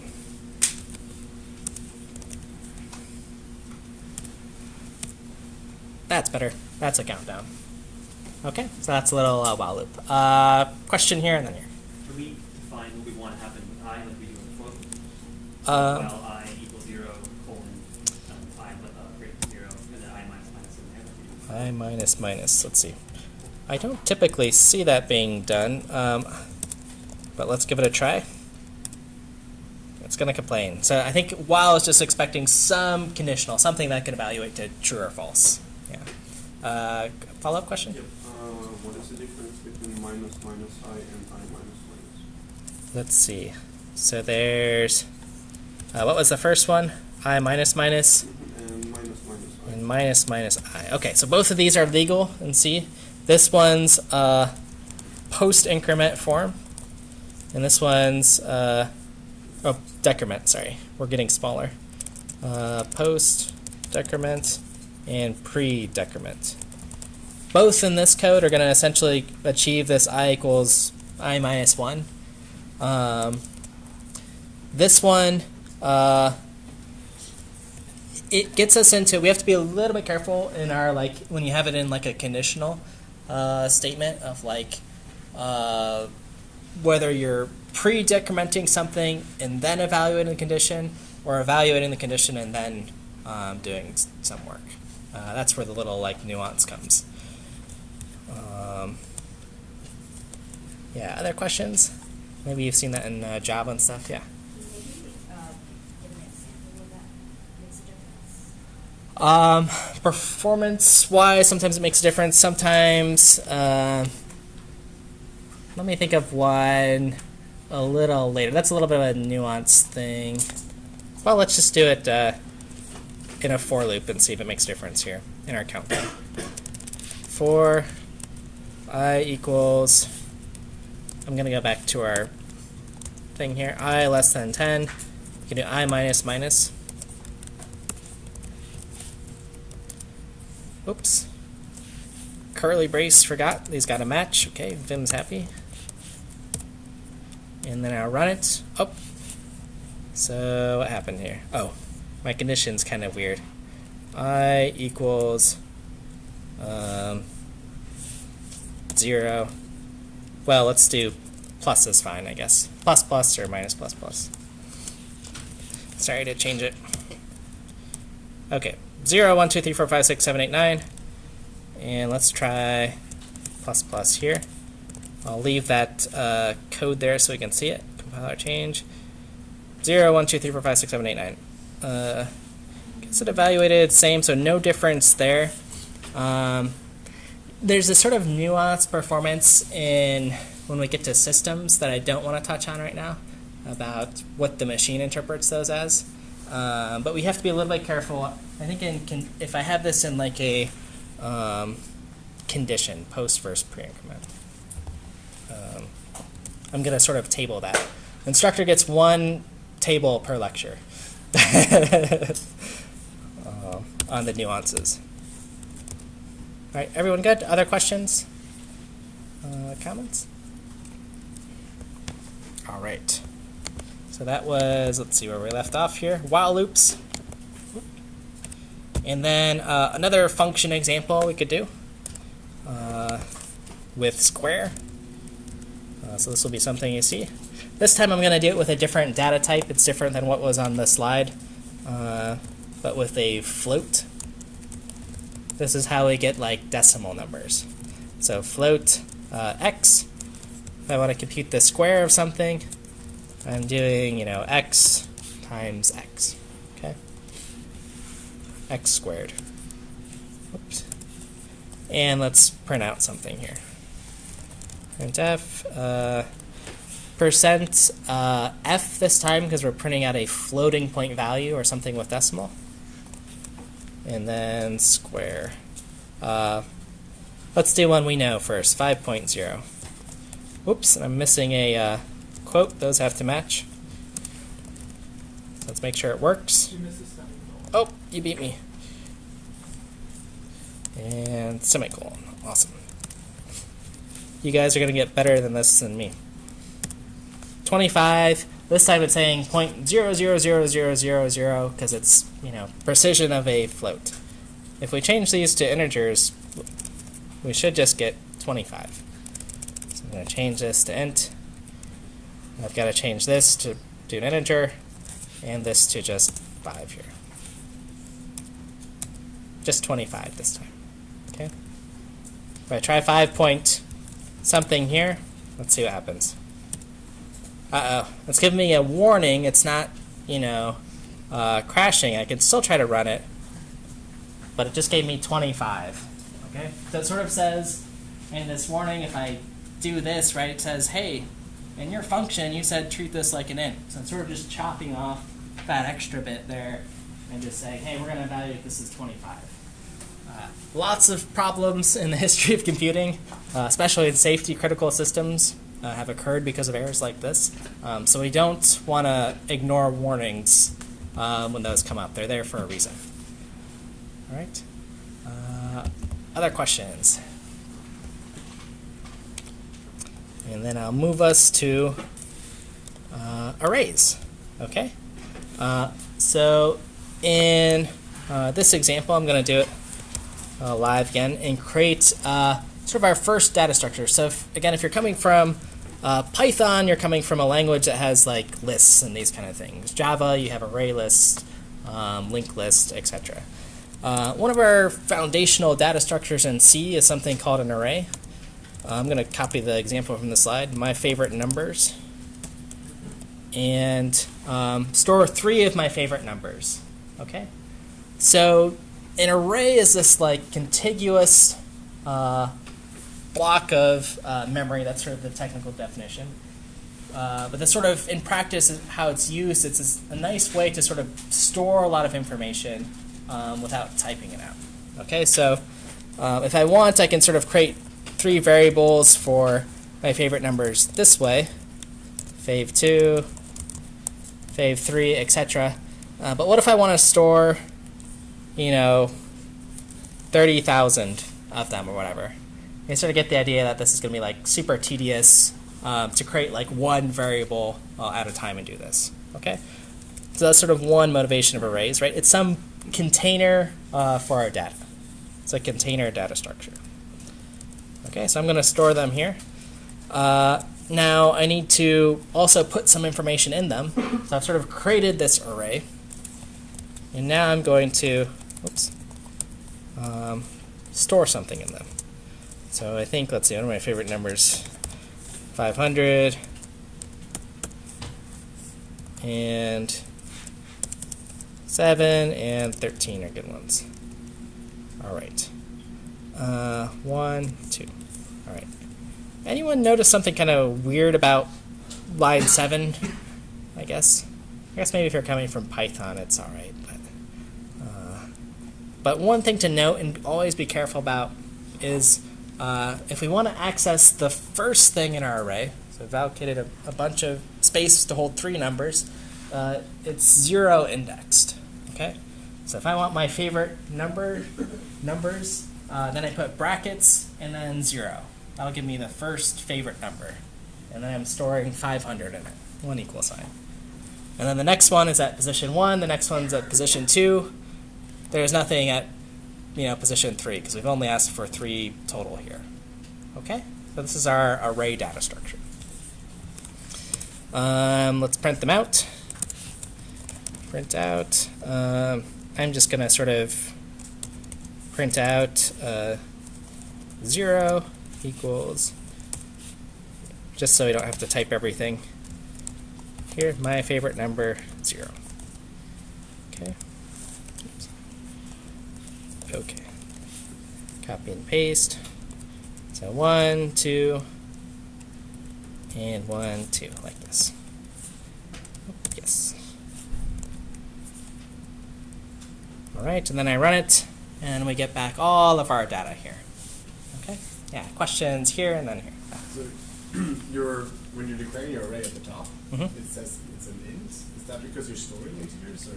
Correct, yeah. So arrays, we sort of commit to one data type. And see, we're always committing to just like one thing at a time. So this says, all of my favorite numbers, they're constrained, they have to be integers. You got it. The sort of fancy term for it is it's a homogeneous data structure. It can only one uniform thing, only integers. Yeah. So in Python, lists were structured by square brackets. Since in C, are lists also a thing, or are they determined by something that's not square brackets? We'll have to build our own list data structure from scratch. We get basically arrays where we can store hey, I want 3 and exactly 3, and for now, Mike can only ever have 3 favorite numbers. So they're not pre-made like in Python? Yep, you got it. We're going to build up exactly the stuff we need, which is kind of part of the fun. You can see how lists are made in Python. Other questions on this one? All right, cool. So I printed those out, and then let me I'll take a second to put the slide. So our first data structure, that's an array. Again, sort of similar to the idea of lists in that we have somewhere where we can store data, a whole bunch of data. We sort of access them with the square brackets, but we don't have a bunch of these handy I don't know there's no dot append function that we can call to just grow it. We're gonna have to build that ourselves. Okay, so they're a little bit different. We can't expand them. They store one type of data. Again, in this case, just integers. If I make this a float, then it's only floats or whatever. All right, cool. All right, so let's practice a little first algorithm, just a little teaser. This will just kind of get us ready for your homework or assignment. It's just a linear search. It's maybe a fancy way to say it. So the prompt is, let's say we have a bunch of numbers in arrays, like my favorite number. We don't have any other information about them, though. We don't know if they're sorted, what those numbers are. It's sort of like if you've ever been in your house or exploring someone else's house and they have like a stack of books somewhere, and you're just kind of like looking through them. So what I want to see in this problem is sort of search through that list of numbers and see if one number is one of my favorite numbers. Okay. So knowing what we know about C, what would a sort of strategy be to do this? How would we do that? If I want to see like, hey, is 100, one of Mike's favorite numbers? What do you think? Here, and then you can follow up. Yeah. My thought is just look at every number and then check if that number is your favorite number. If it is, just return. Okay. That's what I thought as well. Yeah. Kind of follows nicely. Yeah, it's a linear search, right? Sort of linearly, one by one, looking at the numbers and seeing if it's in that list. Okay. And as you said, numbers, right? We have to look through all of them to see, if it's there. It could be the very first one, the last one. We don't know, so we've got to look at it. So here's sort of the solution on a slide. We can actually do this one live here. So if I get rid of this stuff, I guess we sort of know what the numbers are. But, we've got two tools. We've got a while loop or a for loop we could use. I'm just going to use a for loop. Int I is commonly used, sort of short for index. It's got to start at 0, our first position. And while it's less than, well, our list is our array, is 3 things total. So while it's less than 3, I equals I plus 1. Like that. And then I'm going to just sort of pick something random. And this, I'll match what I have on my slide. But if 100 is equal to my favorite number, one of the favorite numbers, and we're searching these one at a time. So as we're going through this for loop, it's I is equal to 0 the first time, and then it's equal to 1, and then it's equal to 2, etc. Then we'll sort of look through it. Then we'll just print a message here. Printf, 100 is a favorite number. Okay. All right. So make a prediction here. What the outcome of the program will be. I'll leave it up for a second. Compiled, no errors. And we'll do our sort of live demo here.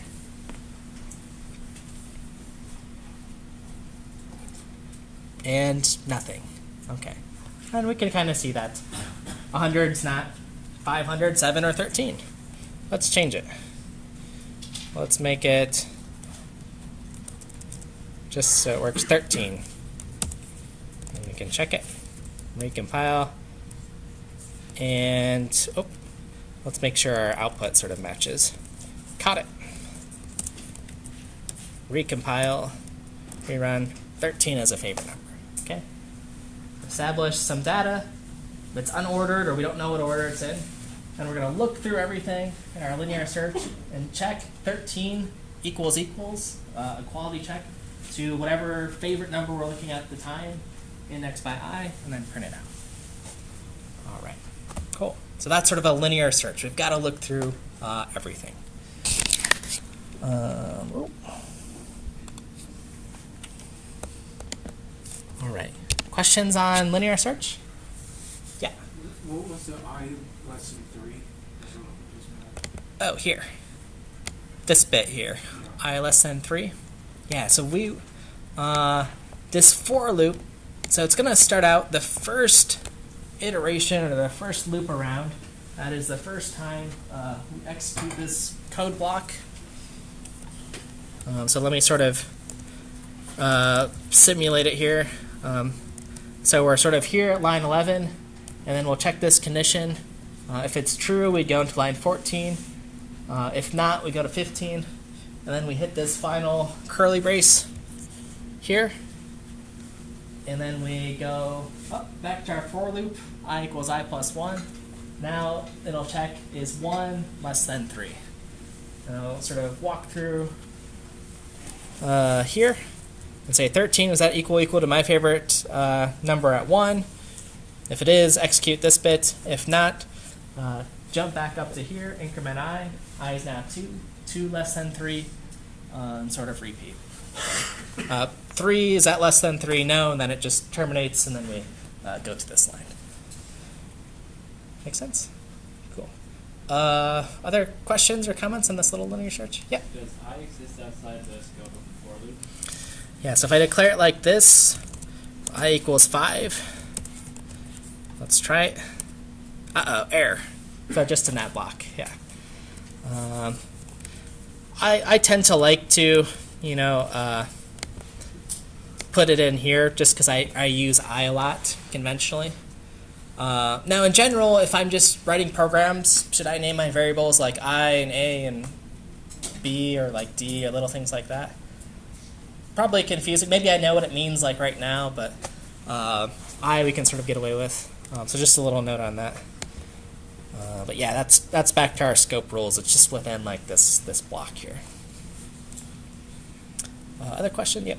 So does that code block actually begin at 4? Since the curly braces is after the I. Yeah, it's like. They're local to the loop. Yeah, I guess it's all like part of this thing here. Yeah. The 4 is sort of like, right? So we can sort of indent this as we want. Like all this belongs to the 4. Let me highlight this official block here. Yeah. It's sort of like in our functions too, when we wrote the function name and then the curly braces, all those things just like belong together. Yeah. So what if you just know the size of the array? Yeah, so if we didn't know, like, then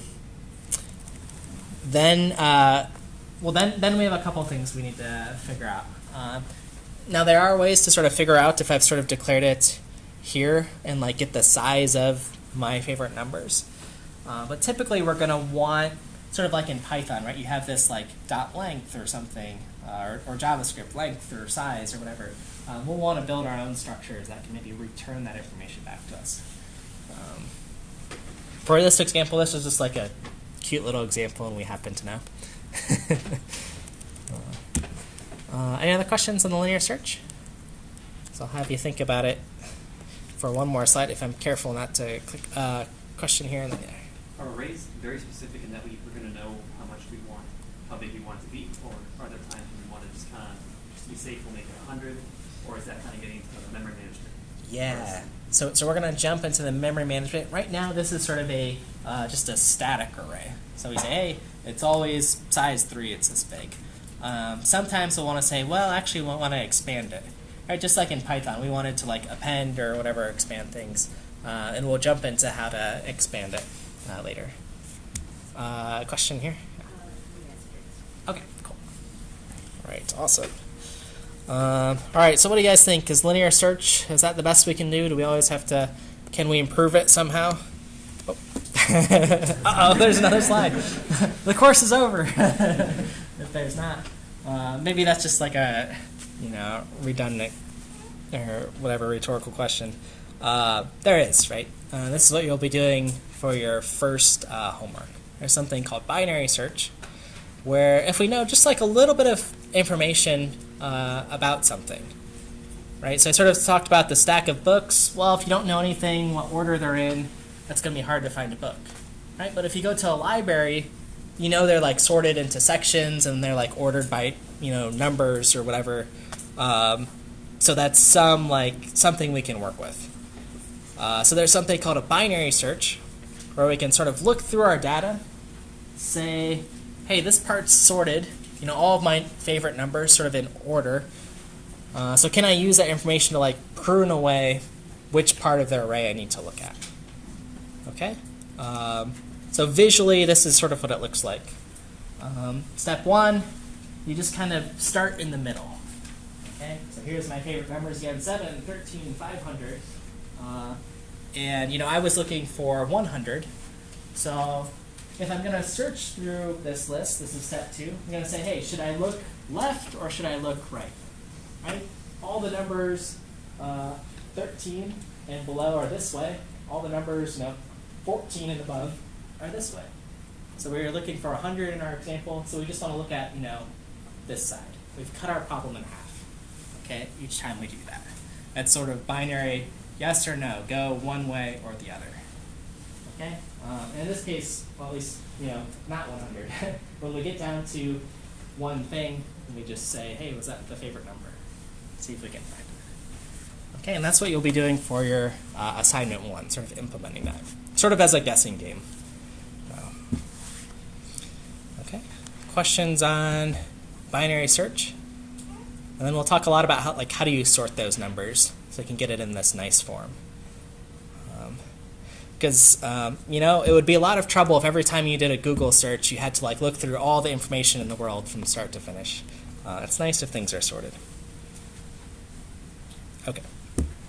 So just a few sort of notes on picking up a new language, right? So we looked at a bunch of examples today, right? There's these nitty-gritty things we got the minus and thing that I've sort of left hanging. But the point is you don't have to learn everything at once.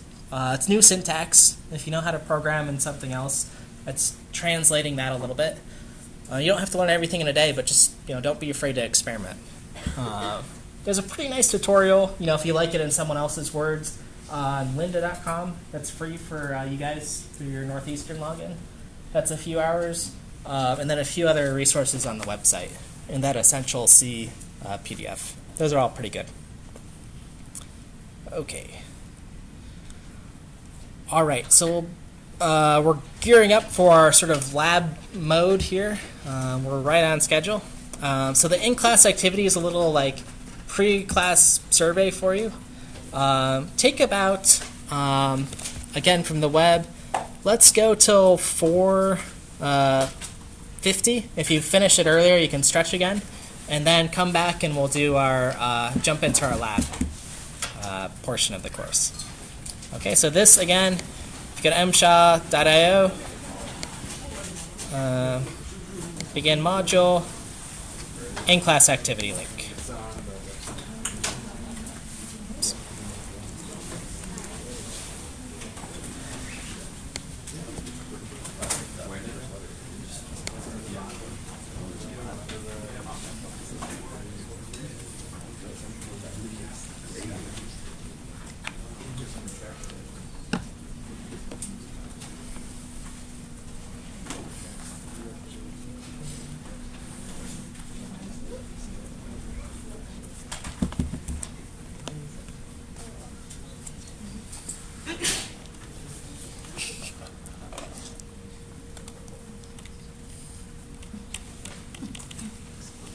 Yep.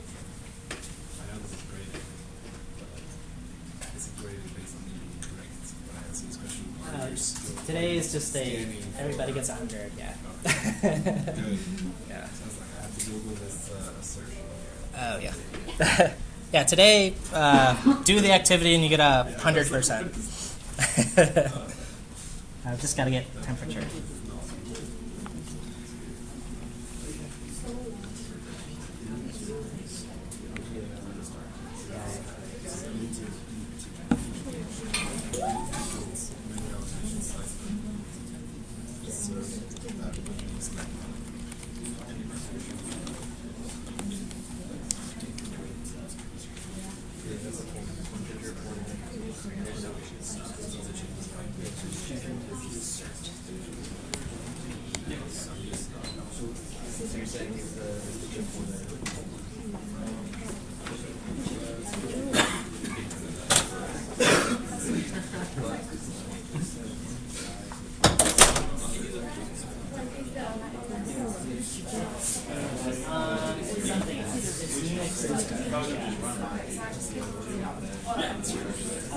Yeah, we'll cover that. Let's see. Okay, yeah. Perfect.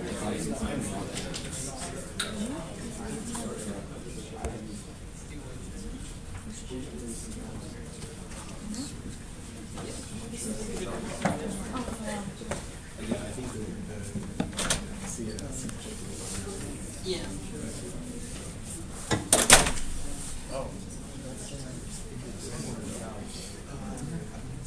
Yeah, the value has as the size of the Because the pointer doesn't address. So. and then you're asserting the points.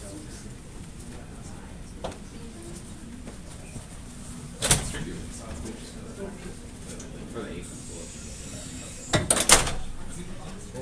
So this is SP and SP units. So this is the value of the actual. So this is showing this is the value. This is total value variance. And this is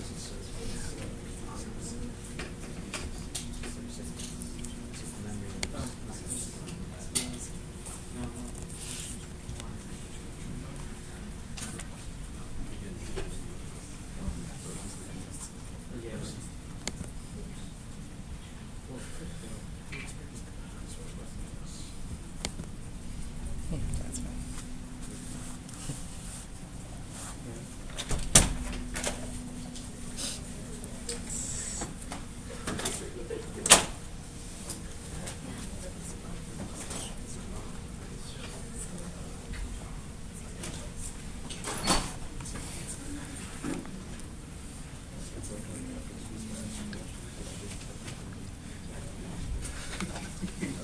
Can I get one?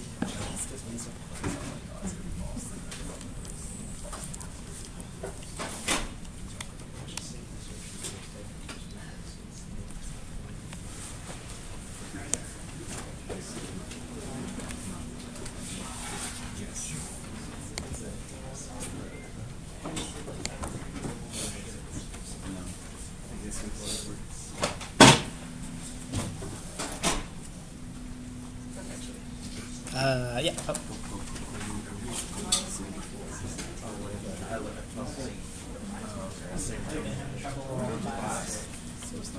Yeah, I have no idea. I'm sorry. Cheers. Looks so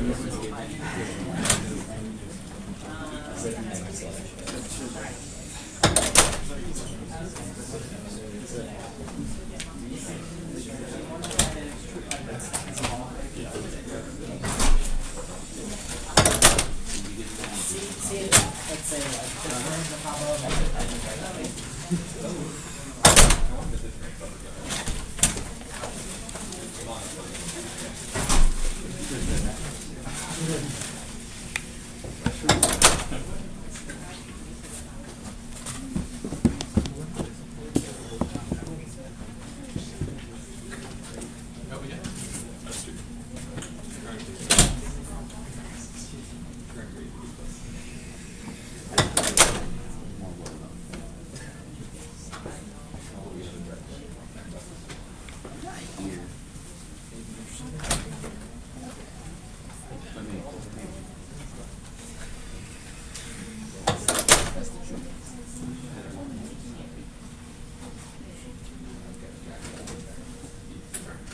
Very different.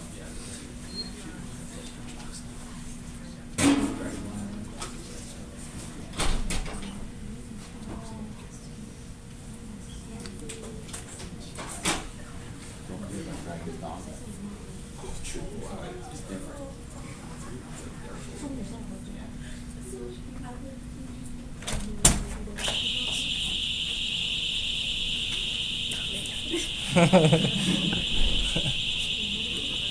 There's an escape.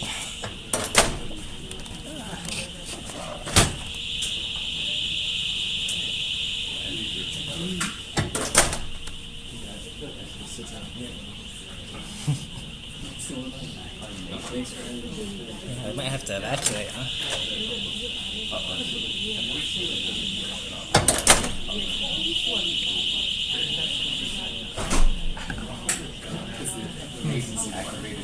Oh yeah. Oh, hey Mason, how are you?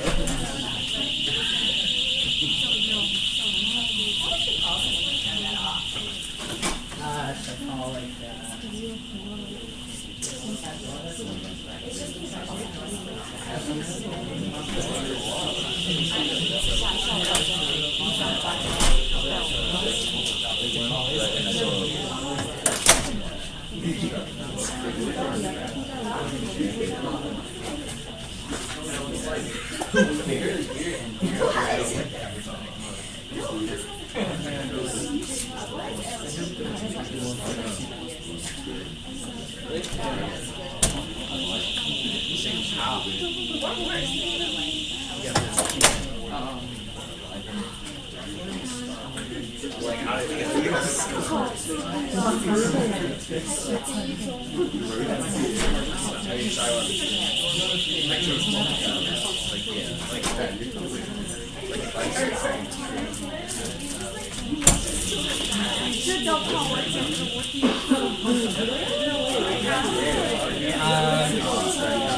we'll find out. I think someone just opened the door over there.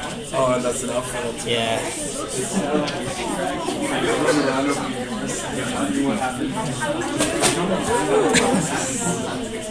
Oh, dude.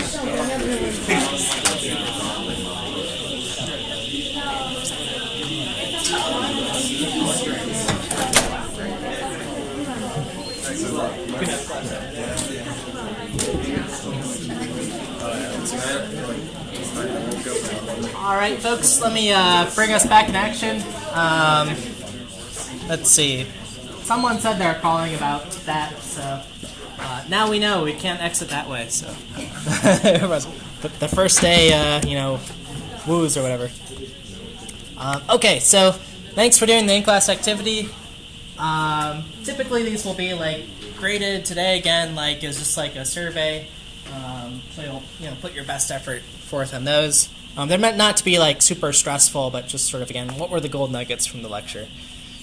So I want to move us to the lab portion and instruct you to do one thing to get ready. Then I'll talk a little bit about what we're doing. We have to introduce another TA as well in a second. But so what you'll do is you'll go to the course website, again just through msha.io, algorithms. Then you're going to see this orange link here that says acquire the course monorepo by clicking here. So everyone will click on that. Then it's going to ask you to accept an invitation if you're already logged into github.com. If you don't have a github.com account, you'll create one and take like a minute or two to do that. Which I think you just like need a name, a password, and your email or something. So it'll take 2 minutes to do that.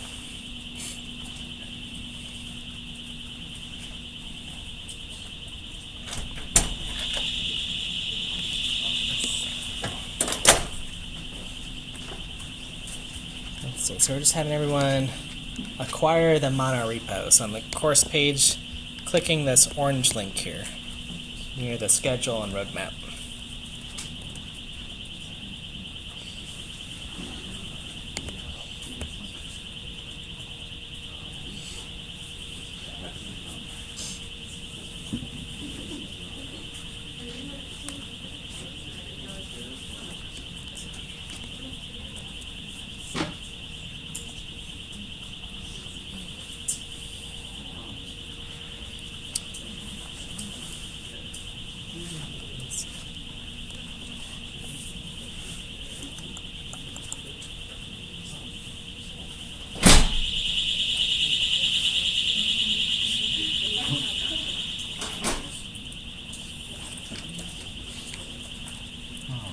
So we're just having everyone click this link to get the monorepo here.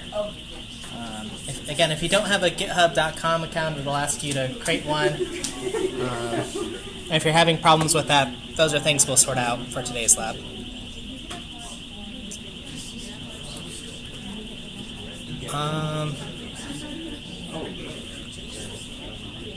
All right. So let me sort of draw people's attention. Again, if you're still working on that or troubleshooting it, that's part of what today's goals are to get this set up. So you've clicked there. I'll get a bunch of emails every time someone clicks. I'm looking at my email, I swear. Let's see. So it'll look something like, let's see if it works. I should be getting a bunch of notifications per click. Just to make sure that's working. Okay, next thing. Okay, so getting ready for the lab and sort of the lab logistics. Nothing yet. Okay. Lab logistics. Okay, so a bunch of stuff on the slide, and then I'm going to show you, and then we'll sort of be ready to rock and roll. So labs, again, are on github.com. That's a website. Again, they'll take about an hour or so. We're right at that mark. For today's lab, you're working individually. Most of the time, you'll be sort of paired up. I'll show you where those pairs are momentarily. But today, the lab is sort of like low stakes. So if there's someone next to you who needs help, or you need help with something, like introduce yourself, shake your hand or wave or whatever is comfortable, and say like, "Hi, my name is whoever," so you get to know your classmates. And just we'll be working through those exercises. Okay, myself, the other course assistants, so Atanas and Joseph, who's with us. Everybody, Joseph's in the back there. They're superstars who've been through my class, so they'll be here to help us. And during this time, you can sort of like rearrange as you want. These chairs don't move, but like if you need to sit like near an outlet or something and bring a chair in, that's totally fine. Myself and the TAs will be like climbing over chairs to try to get to you, or whatever we have to do for these labs. Once you are finished, just kind of say like, "Hey, sayonara," and you're free to leave early if you are, but just kind of like give us a check so we know. And again, labs are due the following week. Okay, I'll talk about like how we grade those. Okay, so that's the logistics. So you clicked on that. You're accepting an assignment, or that's what you will be doing if you're still getting set up. And then we're going to learn how to use a technology called Git. It's basically a version control system. So if you've used something like Dropbox before, if you use Google Drive, Apple Cloud, whatever that is, where you put your files somewhere else on the web, they're sort of like backed up there. Okay. Like Git's sort of like the programmer's like for source code version of that. How many people have used Git just to get a temperature check? Or maybe not by hands, but like hums. Just like hum if you've used Git. Like Okay, that's some people have used it. Okay. I don't want to out anybody, but it's a lot of new things at once today. Not everyone will know everything. Okay. So what we'll be doing, remember sort of step one, or one of the steps we showed earlier, SSHing into the server. So if you're on Windows, we haven't set up all these virtual environments. You can use a tool called PuTTY. You can log into the CCS servers here. Again, you can sort of follow on the slides. I'm giving a crash course, and we'll help you one-on-one.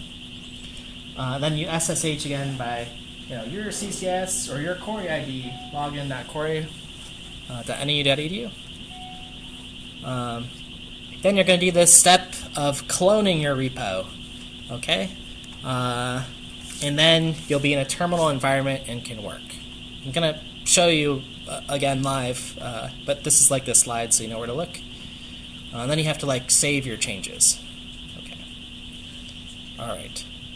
There's a little like Git tutorial here if you need questions or have help. And there's more Git resources in our lecture at the bottom here.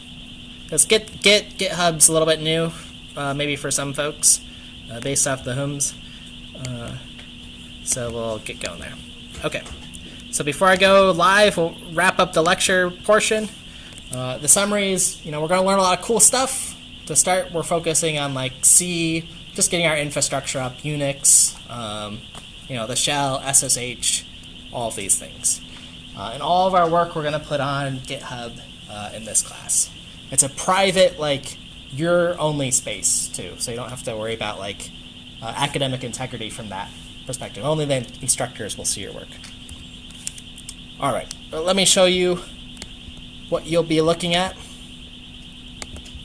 So if you've successfully made it in, you'll see something like this.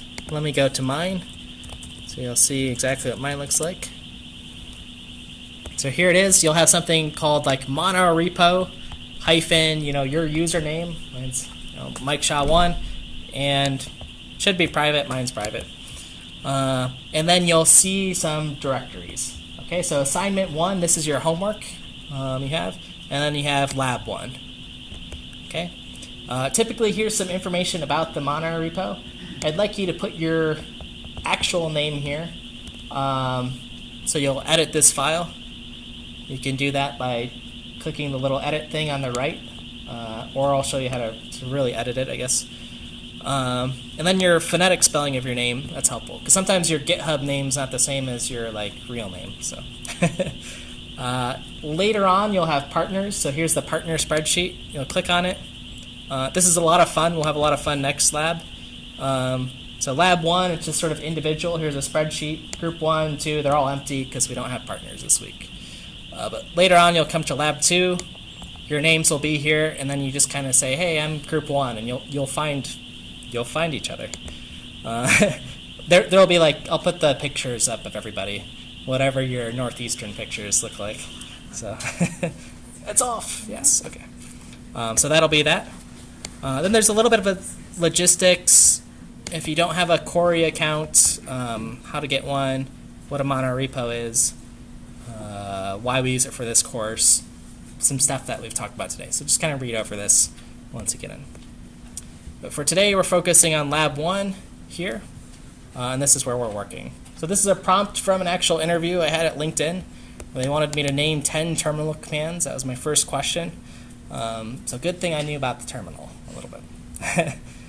Now for lab 1, there's also a tutorial of lab 1 because there's so much stuff today. So if you're just like, I don't get it, I'm lost, whatever, you can listen to me on YouTube. And there's a playlist here of at least just getting set up. It's 10 minutes or so of lessons. So obtaining the repo, which we've done. SSHing is where we're going to work. And trying out some terminal commands. And then practicing C. You'll do this through this website called learnc.org. I think we're going to bring their servers down, where you can practice just sort of interactively here, running some programs on the web. There's a bunch of tutorials. And then you'll write your own C program. It's called main.c. Or you'll write a little power function, how to compute given a base and an exponent. 2 to the 10th equals whatever. Okay, just a little warm up. And then part 4 is, the network's down, how to set up VirtualBox. 2 nice YouTube videos to get started, and then my written instructions. Less nice, but get the job done, I think. Stuff to help. And then every lab will have a little deliverable section on what does it mean for our lab to be completed. Now for this lab, you'll copy and paste your terminal commands to this output.txt file. You'll write that little main.c program, one program you're submitting. And then you'll upload a picture called linux.jpg into a repository saying, hey, I have a VirtualBox set up. Okay? And then going further stuff's optional. All right. So for the sake of recording and just to orient you, here's what you'll sort of be doing. Let's exit this stuff. Okay. So we've got our monorepo. We're here, and now I want to get all these files. So I'm going to git clone them. There's a green button here. HTTPS. Should be the default. Copy this link. And I'm going to hold on to that for a second. And then, because in this class we're working on Cori, or Northeastern computers, let's make this big font. We're going to SSH username login.cori.neu.edu Cori password. All right, and I'm logged in. And now I'll git clone Mike Shaw's repository here. I'm going to do that. Now my GitHub password, because we're on github.com. Again, carefully not typing my password on the big screen. And then it'll sort of download some things if you typed everything right. Now, if you messed up your password, it'll say, oh, try again, whatever. I'm going to change directories into my repository, which is called Mike Shaw -1. That's what mine's called. Yours will be your GitHub name. List the contents, and then I'll see, okay, assignment 1, lab 1. CD into lab 1, and then here's all my files. Okay, I'm going to make a quick change and show you how to push it. Again, there's a video on this, and we'll be around to help. But when it comes time to write that file, oops, I've already done mine. Don't look. Quick. Look how fast that was. The answer's on the video anyway. So, all right. So you'll write a little skeleton program like this, and I'm just going to save this file. Now, if I look, so what your instructors and course staff see, they'll see lab 1. Again, this is mine. Okay, you'll see the solution. I don't really care for this particular thing that you see this. You know, here's some code I have, okay, for doing power. Okay, but here's what I got from my repository. Here's the changes I've made. So I want these changes on our Northeastern machines to be reflected on github.com, because that's what we can see. So I'm going to save this file and then type in git status, and it's going to say, hey, you modified this file called main.c. It's different from what we have online. So I'm going to add it. That says, hey, there's some changes I want to make to the online world of GitHub. Do a git add. I'm going to write a message. So you write a commit message. It says, hey, I'm going to commit this file, and I made these changes. I say, I made changes. And it's going to give you some feedback. And then you say git push. So push this stuff from my machine onto Northeastern. And it's going to ask me for a GitHub login, password, typed in correctly, and then it'll say, hey, you know, did some stuff, and push the changes from, you know, my version to this one. So if I refresh this page, online we'll see, hey, this is our new, like, latest version. So anything that you see on the web here is what we'll see. Okay? That's Git in like 5 minutes. You'll have to play around with it a little bit. But you're going to git add, git commit, and git push your files as you make changes. You can do it as many times as you want. I don't care. It's sort of good practice to do it often. But again, we grade what we see online here. Questions or comments on that? If not, I'm going to stop the recording, and then you know, we'll go ahead and get started. And we'll sort of navigate around, raise your hand, and we'll